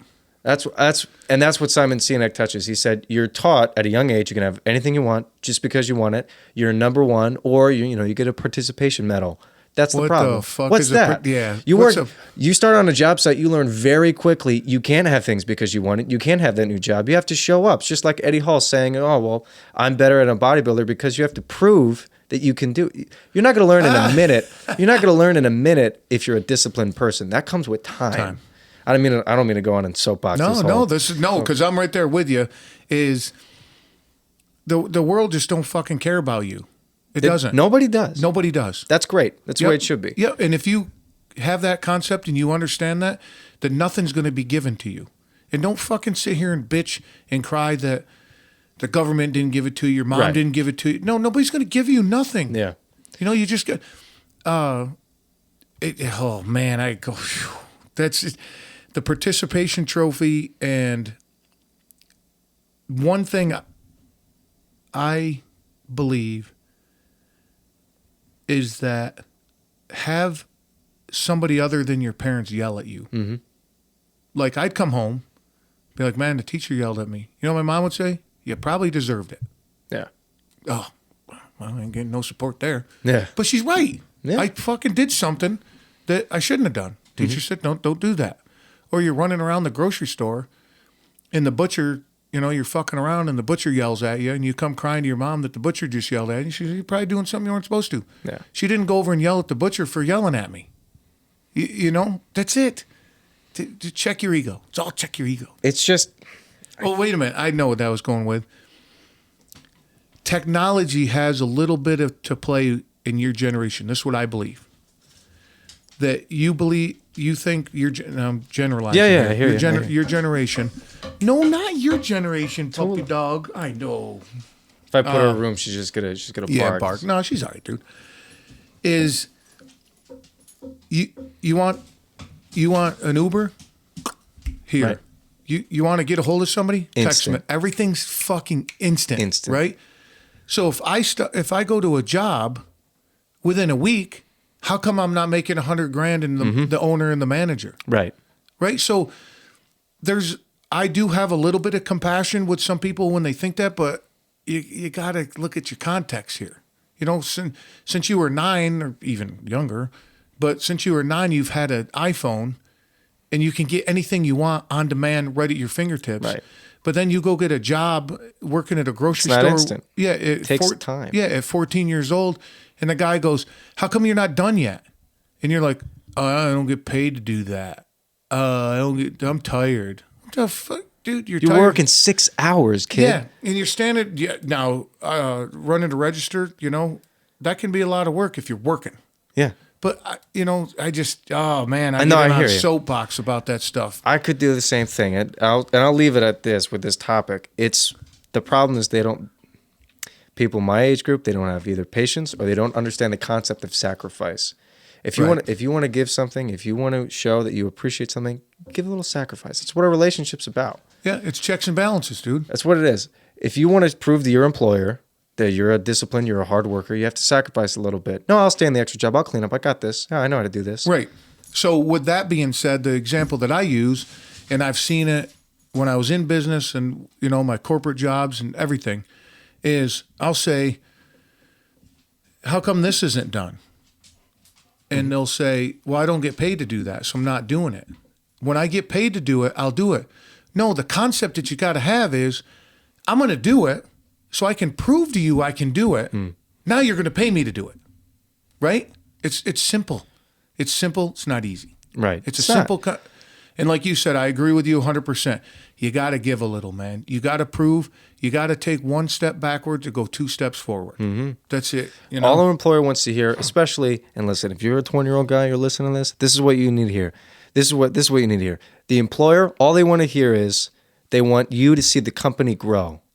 If I'm going for a job, I say, listen, I believe in the product, I believe in the service.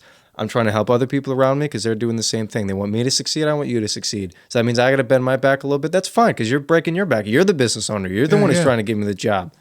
That's all it is. Yeah, but that's not. I mean, you say that's all there is, and it sounds like you have that concept. Not a lot of people do. Yeah. I was born, I was raised with that. My mom's like, nobody's going to give you shit, dude. If you want something, you just got to go get it. And this is how you do it. Hard work. But next, you got another question? No. I need a car. We'll go out and fucking work and save your money. Yeah. Oh, I need this. Oh, go get a job. But I want Pizza Hut. Yeah. Yeah. You got any money? No. Well, go get a fucking job. Right.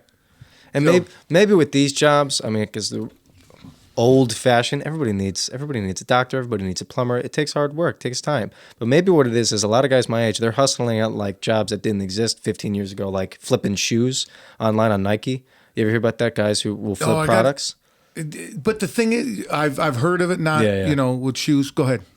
Well, the idea is they'll try to see what I'm not a shoe guy, but like with PlayStations. Did you hear about with PlayStation 5? No.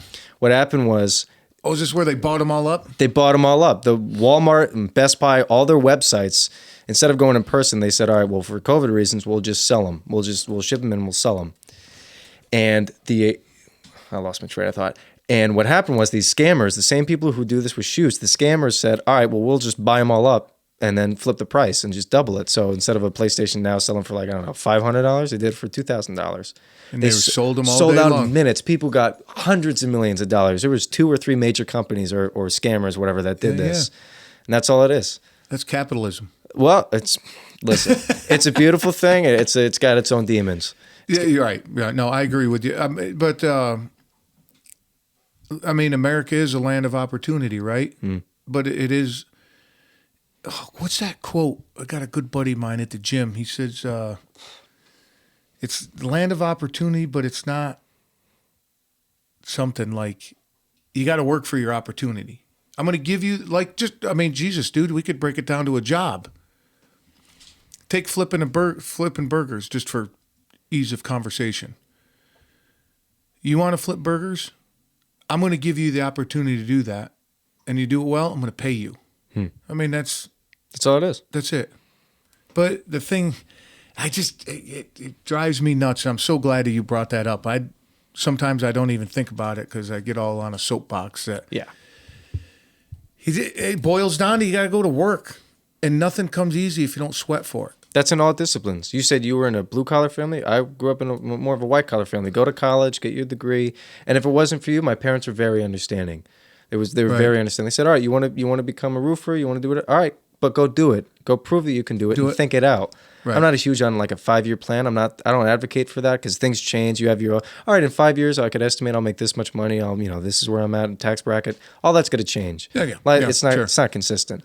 But at least have the game plan. At least figure out like, okay, if I do this for long enough, I'm making this much, I can be in this branch. I can be in this circle. I can figure that out. And this opens up this many opportunities. Right. Now, and two, not to take away from like the white collar stuff, they fall into the same conversation we're having. Mm-hmm. Like take my buddy, he's a CPA. That's a hard-working motherfucker, dude. Mm-hmm. Brother-in-law, same situation. He puts in some hours. Yeah. And he sacrifices a lot to get, and he has sacrificed and still does to have what he has.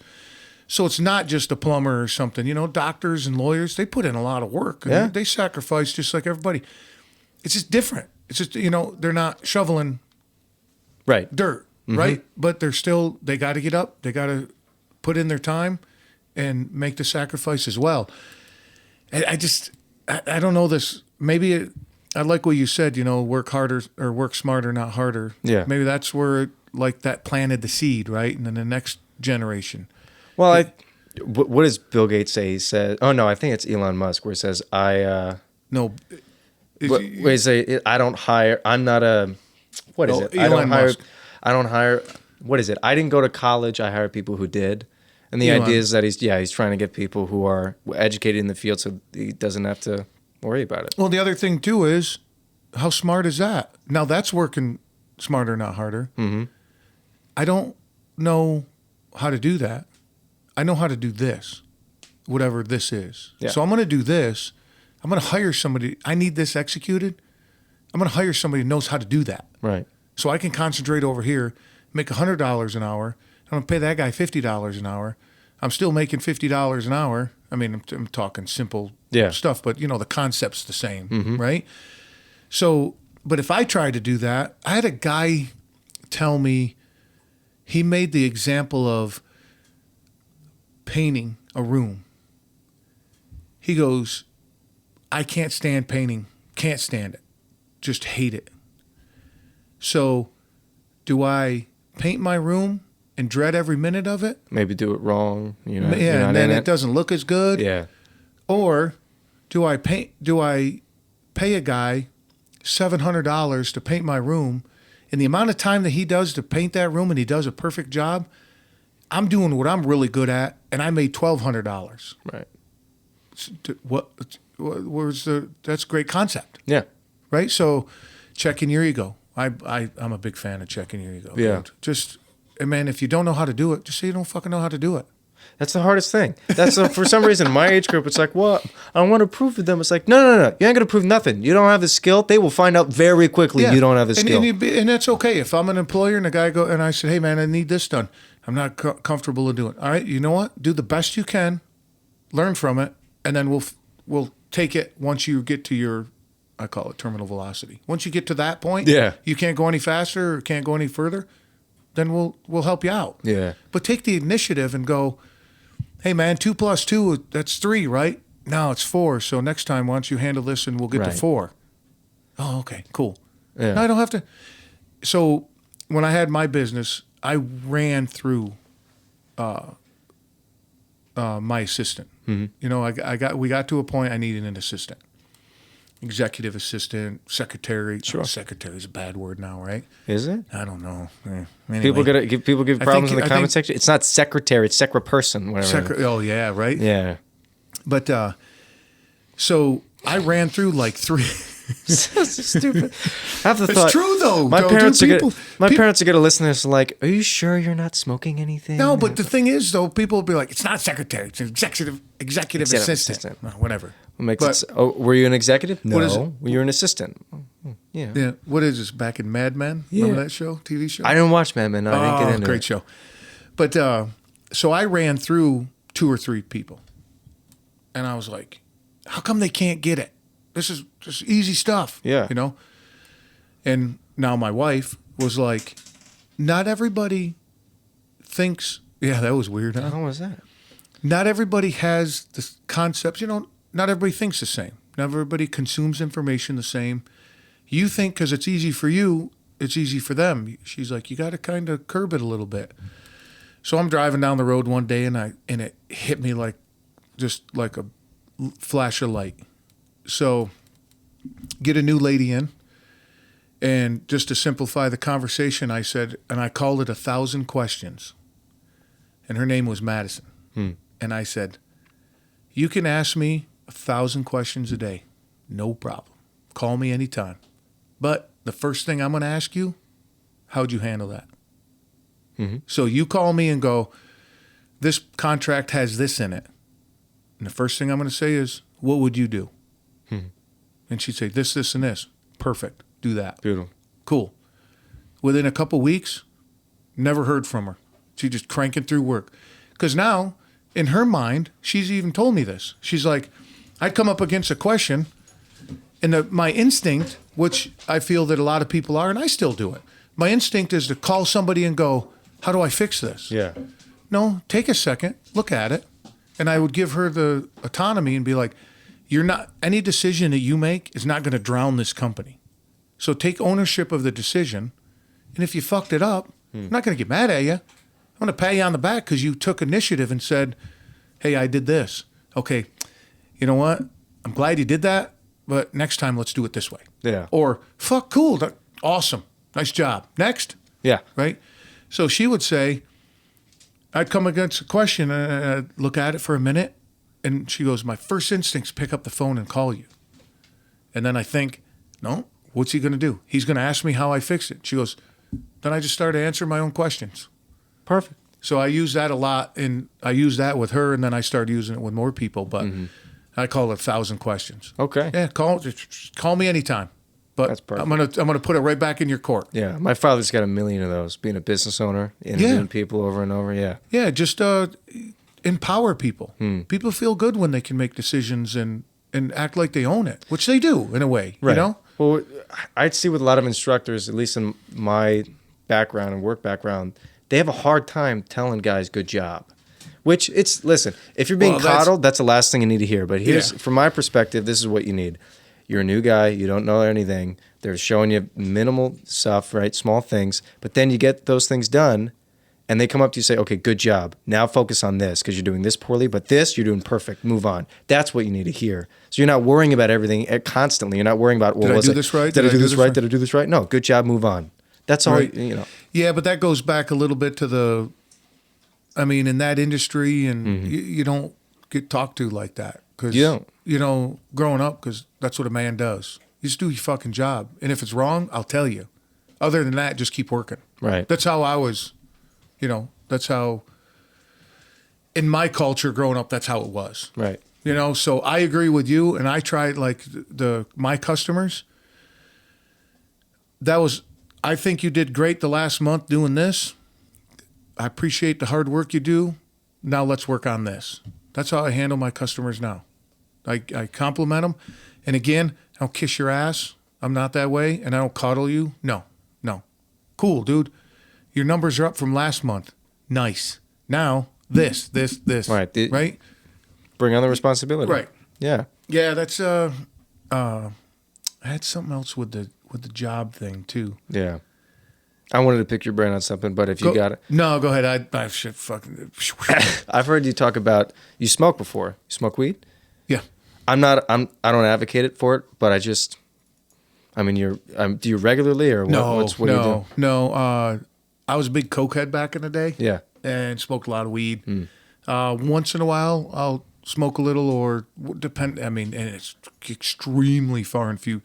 Maybe twice a year now. Okay. I mean, if that. Yeah. Shit, before, man, I was plowing through it. I don't get why if you really look at how it interacts with the brain and the rest of the body, I don't understand why people say it's a gateway drug. I get that feel like it's just Reagan propaganda and just saying, oh well, this is the problem. It's gonna ruin your life. When is the last time you met a guy that's all it was? It was beer and it was weed, and that was what messed him up was the weed. I had never met people around that. I grew up with guys like that all the time. I had never met one guy. Weed messed me up. Yeah, okay. Shit, man. Back in the day, in my coke days, I saw so many people doing coke. And they didn't even mess their life up doing that. Yeah. Right? I'm pro weed. Sure. I think it's amazing. I use CBD. CBD oil? Yeah. DD oil? CBD oil. I love that shit, dude. Yeah. I don't use it a lot, but man, you want a good night's sleep? Yeah. Holy shit. No, that works. That is, I think that's not a common thing that people know about, and that's why I talk about it on this show. Yeah. Dude, you struggle sleeping a little bit, put a little bit of that under your tongue, go to bed, and it doesn't knock you out like a sleeping pill. Yeah. It just, you kind of lull to sleep. Mm-hmm. You wake up in the morning, you're like, oh man, that was amazing. The closest thing I've seen, and I have not experienced this myself, the closest thing I've seen to that is if you smoke cigars at all. Oh yeah. That'll give you a buzz. Oh yeah. I could go to Such sleep. a really good one. Oh yeah. Mm-hmm. Yeah. Turned green, some of them. I've been green with some cigars. Green smoke a little bit. No, it turned like sick. Okay. Yeah, I've had some. Yeah. I'm hard. Yeah. Yeah. But I think, yeah, that's another smoke. Were you a weed smoker? No, I do cigars once in a while. Oh, okay. Like I said, I'm not an advocate for it. It has its place in medicine. In medicine, big fan for it. CBD oil, absolutely. Now the thing is, I got a really good buddy of mine. His son is 15 or 16, and his daughter took her own life, and he's just off the chart. The brother is, and he smokes weed every day to relax him and to put him to sleep and that kind of thing, and it helps him, With some people, I can't say unfortunately. I met a gentleman. He could not function. He could not articulate himself. He could not do his job. Then medicinal marijuana was introduced to his life. Now he can drive his car. Now he can sleep at night. That's awesome. For some people, it is a what do they call it? A palliative. Just going through things. Yeah, try to spell that word. Yeah. But yeah, right. But it does have its place in medicine. But when it's like the kids of vape pens. Mm-hmm. If you can vaporize it, supposedly that is where, because it's so dense and it's so there's a lot more THC involved when you vaporize it, then you can supposedly overdose, but it won't kill you. It'll just incapacitate you from time to time. Yeah, I got a story about that. Yeah. So I like smoking a little bit when I go play poker for a long time. Big poker guy? Love it. Okay. Love the game. And was with some buddies. We're going to the casino. Should have looked at your hat. You got the skull and you got the spades there. Yeah. Weightlifting, and the guy that owns this company, he agreed to come on. I'm gonna have him on. Okay, I'll listen to that one. Yeah, he's some hardcore. He's got some cool stuff, man. Yeah. I need to pick his brain. Like, to get off the subject just a little bit. Yeah. One of the shirts that I have, because he does clothing, is nobody favors the warrior class until the enemy's at the gate. Yeah. I'm like, I need that shirt. Yeah, the rest of them was like, oh, it's a gym rat. It's like, well, if someone comes knocking on your door, if somebody kicks that door open, you'd be like, Walt? You better see the guy with the big calves. He'll kick. Yeah.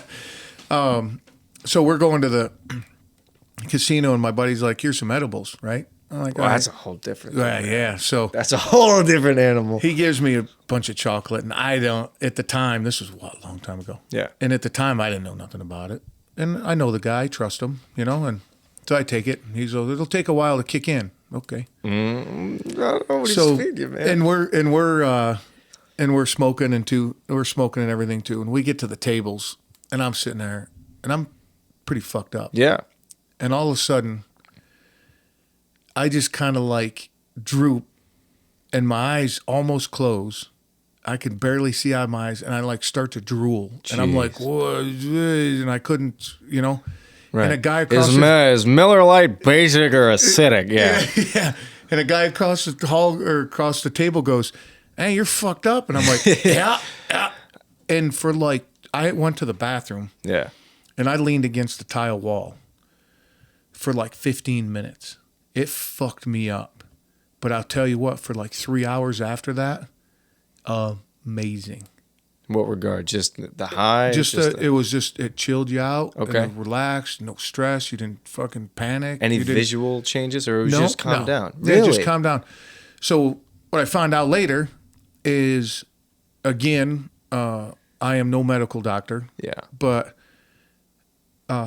edibles, the reason they're so potent, so when you smoke, it absorbs in your lungs. And you create THC, but when you eat it, it's processed by your liver. Liver, exactly Very right. different. So it's a lot more potent. Yes, it and is. the dude's like, "I think I gave you too much." Yeah. And I was like, "You think, bro?" But I can see why people that are terminal and have, I mean, the list is endless, right? Anxiety and pain with terminal illnesses and stuff like that. That's what I love to talk about. I want to talk about addiction.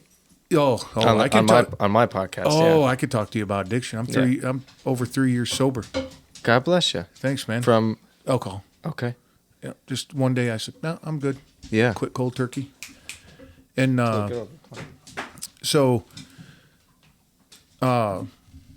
with edibles and people in those conditions, and even me, like, sure, life can get stressful, and everybody's got their way of handling that, right? If you come home on a Friday night and you handle your work and you handle your responsibilities and you just want to chill out and watch a football game and you do that and smoke a little weed, the fuck's the matter with that? I know more people than not that are avid weed smokers. Sure. And I was out in Colorado when it became legal. Okay. And it's amazing. You ever been in like a true head shop where it's like legal, like Vegas or Colorado? No. I've only been in sketchy places that are like, we're a smoke shop, and then they try to sell you a cigar. I'm like, fella, that's not a cigar. Yeah. So like a real cool head shop. Okay.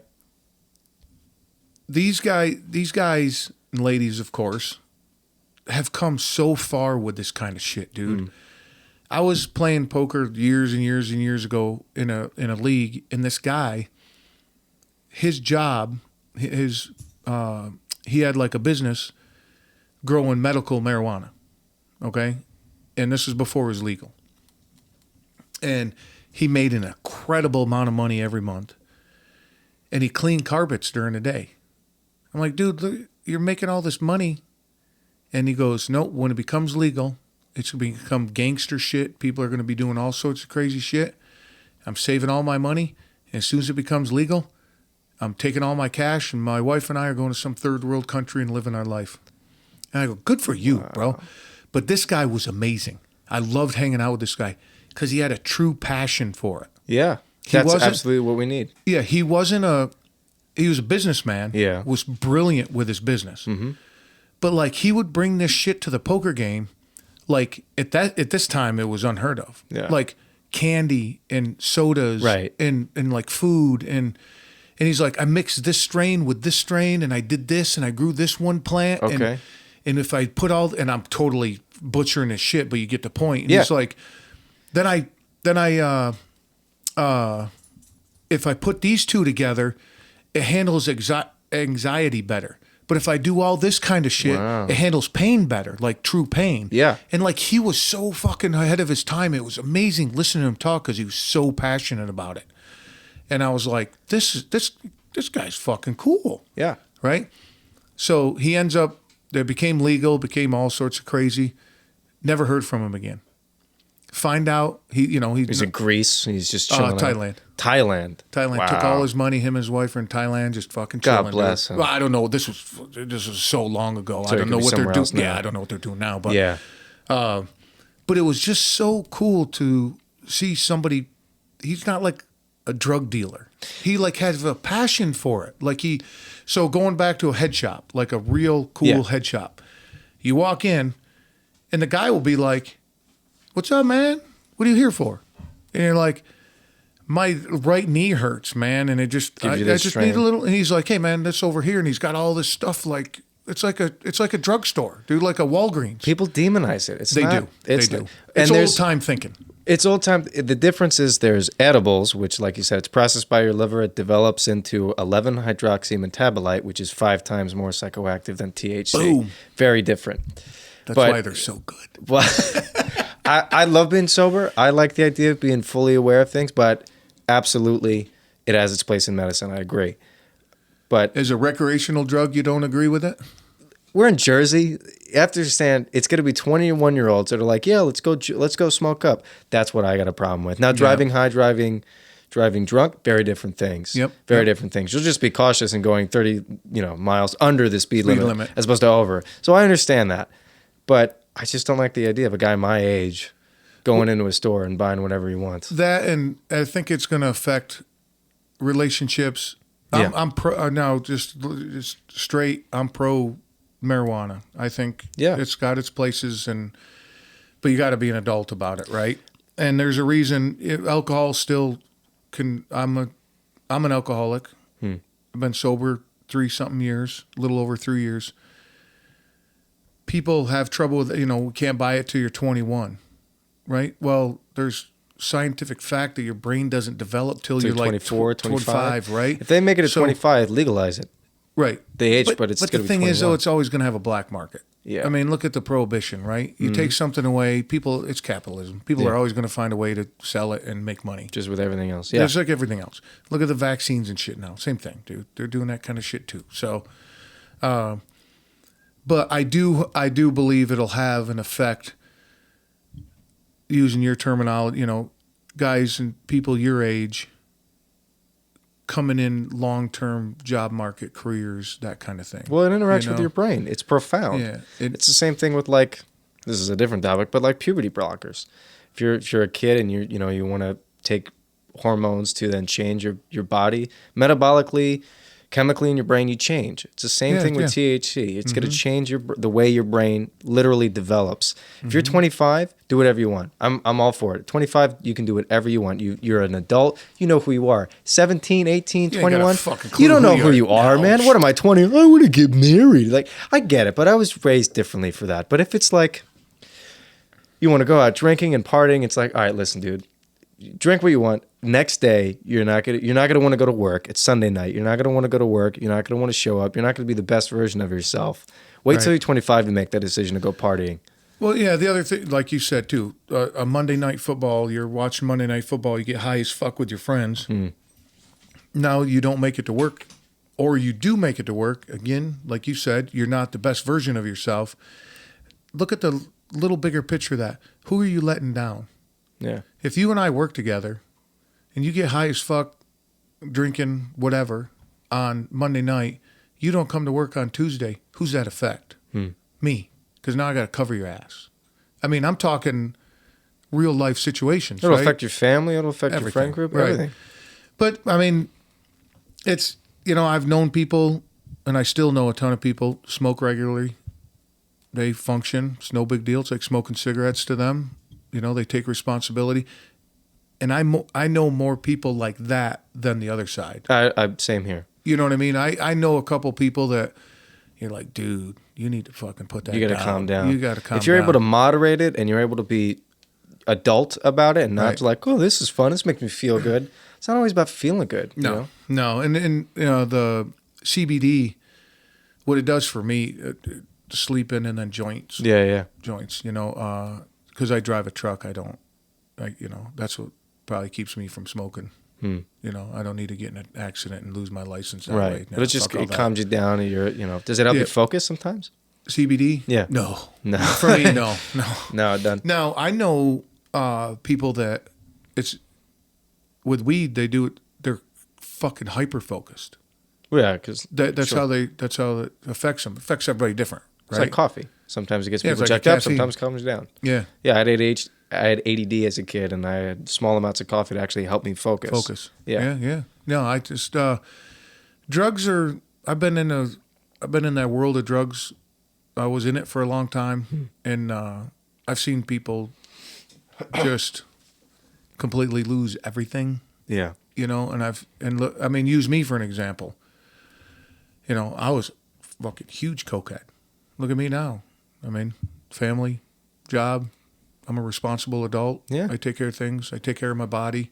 You know, I turned it around, but there's a lot of people that don't. I mean, look at the coke scene. Using coke for an example, because it's a bigger impact. So we can talk. I feel that you can talk about coke more than marijuana for the shock factor of it. Yeah. Right. It is a different. It's a different. Totally feeling. different. Yeah, absolutely. But the shock factor, like, look at back in like the 80s. Coke was a huge deal. Ooh. Heroin was getting on the Oh, market in the heroin. 90s. Ooh, yeah. Yeah, in the streets in New York with who is the mayor? Not the mayor, governor. Giuliani. Dude, cleaning up the streets in the 90s with Rudy Giuliani. Yeah, If you were a druggie, you'd be in prison. Yeah. Yeah, it was Isn't that hardcore. crazy? That was hardcore. Now you go to rehab, right? You get fixed. You're not fixed, but you're seeking the problem. You're actually looking in and say, all right, well, why is he? We need to feel that he's using cocaine as a crutch, right?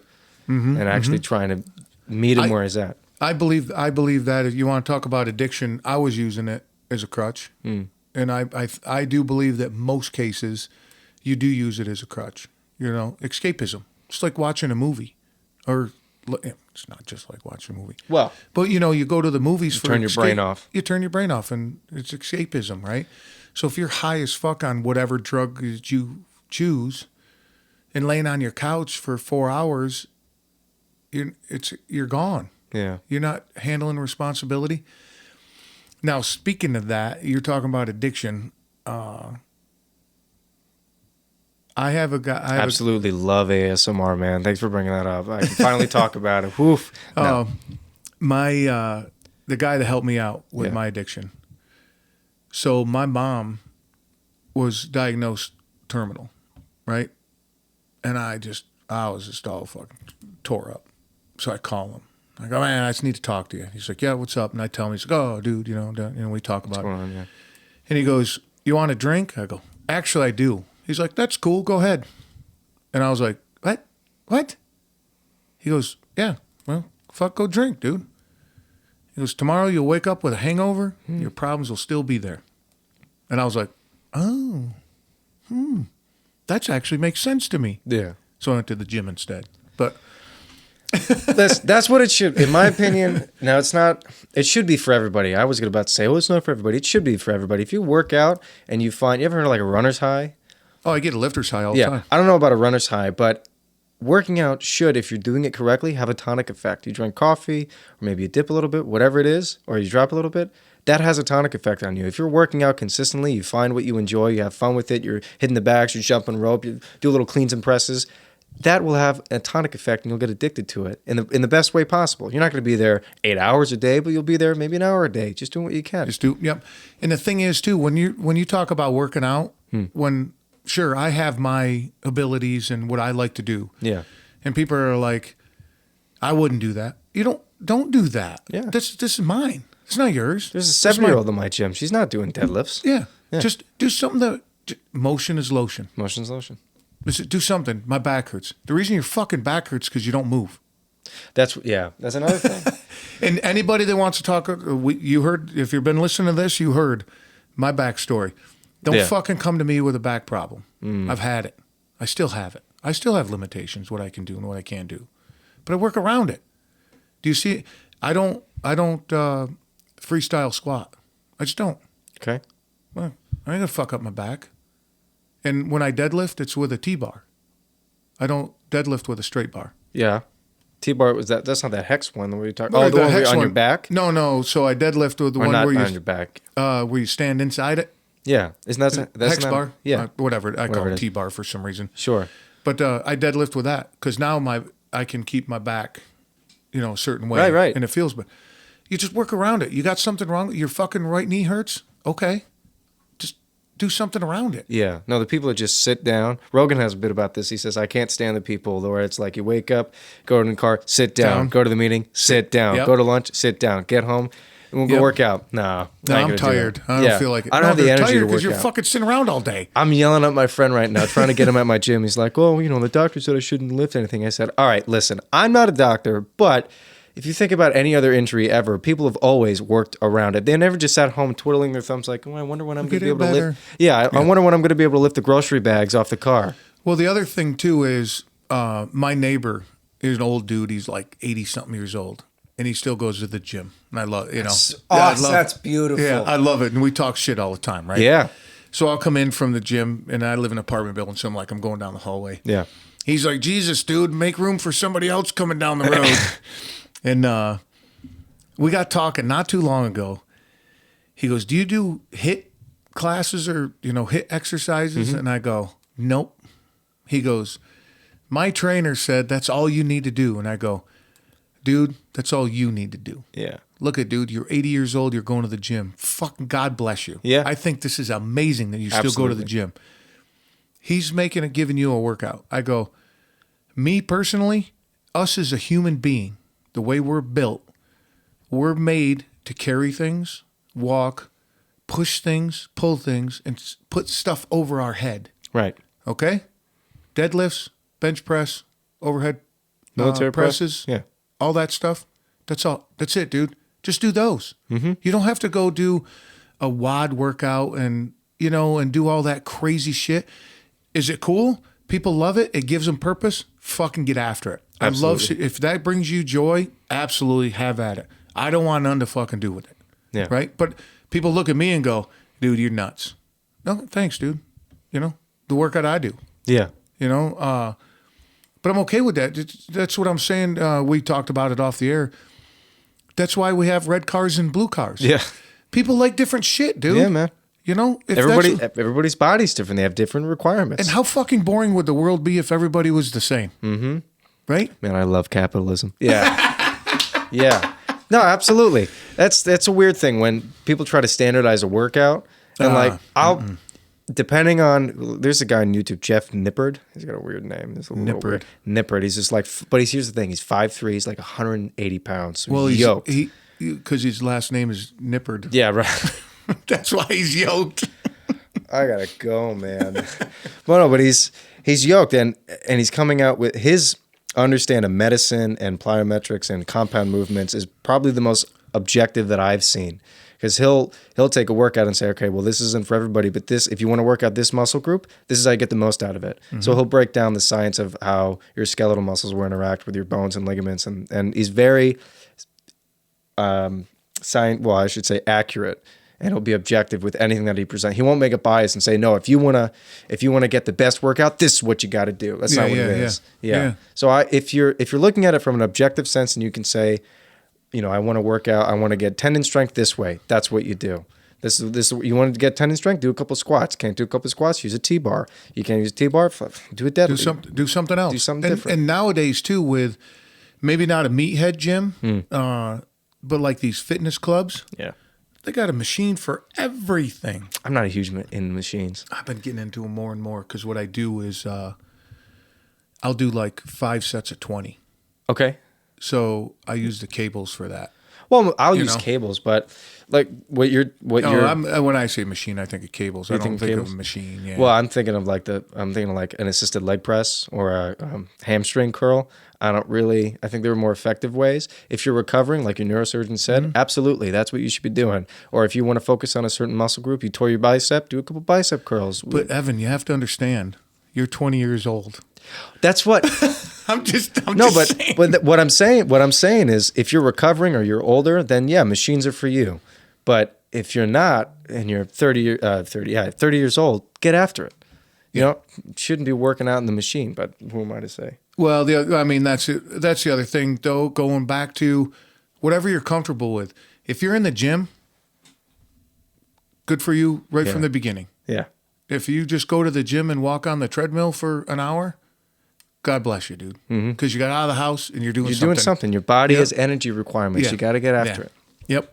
I got my fiance calling me. I gotta Nice. I think we have to. We got to shut this down. We've gone quite a lot. I'm so sorry. Don't be sorry, dude. This is the power of good conversation. I'm gonna have to come back for this to finish this off. No, shit. No, you definitely come back. We'll have you back on. But I'd love. Thanks for having me over, dude. Thank you very much for coming. Thanks for accepting the invitation. Oh yeah. We'll see you later. See, I didn't steer you wrong. What a great conversation from a very inspiring young man, right? Definitely going to have him back on, and I hope you enjoyed meeting Tula as well. So I'm going to get you out of here because I know you got shit to do, but don't forget, liverishi.com. Use the code word table. Let them know I sent you. And if you like the story behind the merch of Motion is Lotion, check that out on my website, waltzkitchentable.com. Up in the top right corner, you're looking at the merch store. And also reviews, whatever platform that you're listening to this on, would love for you to go in, hit a bunch of stars. And if you like what you hear, tell a friend or 7. Till next time, much love.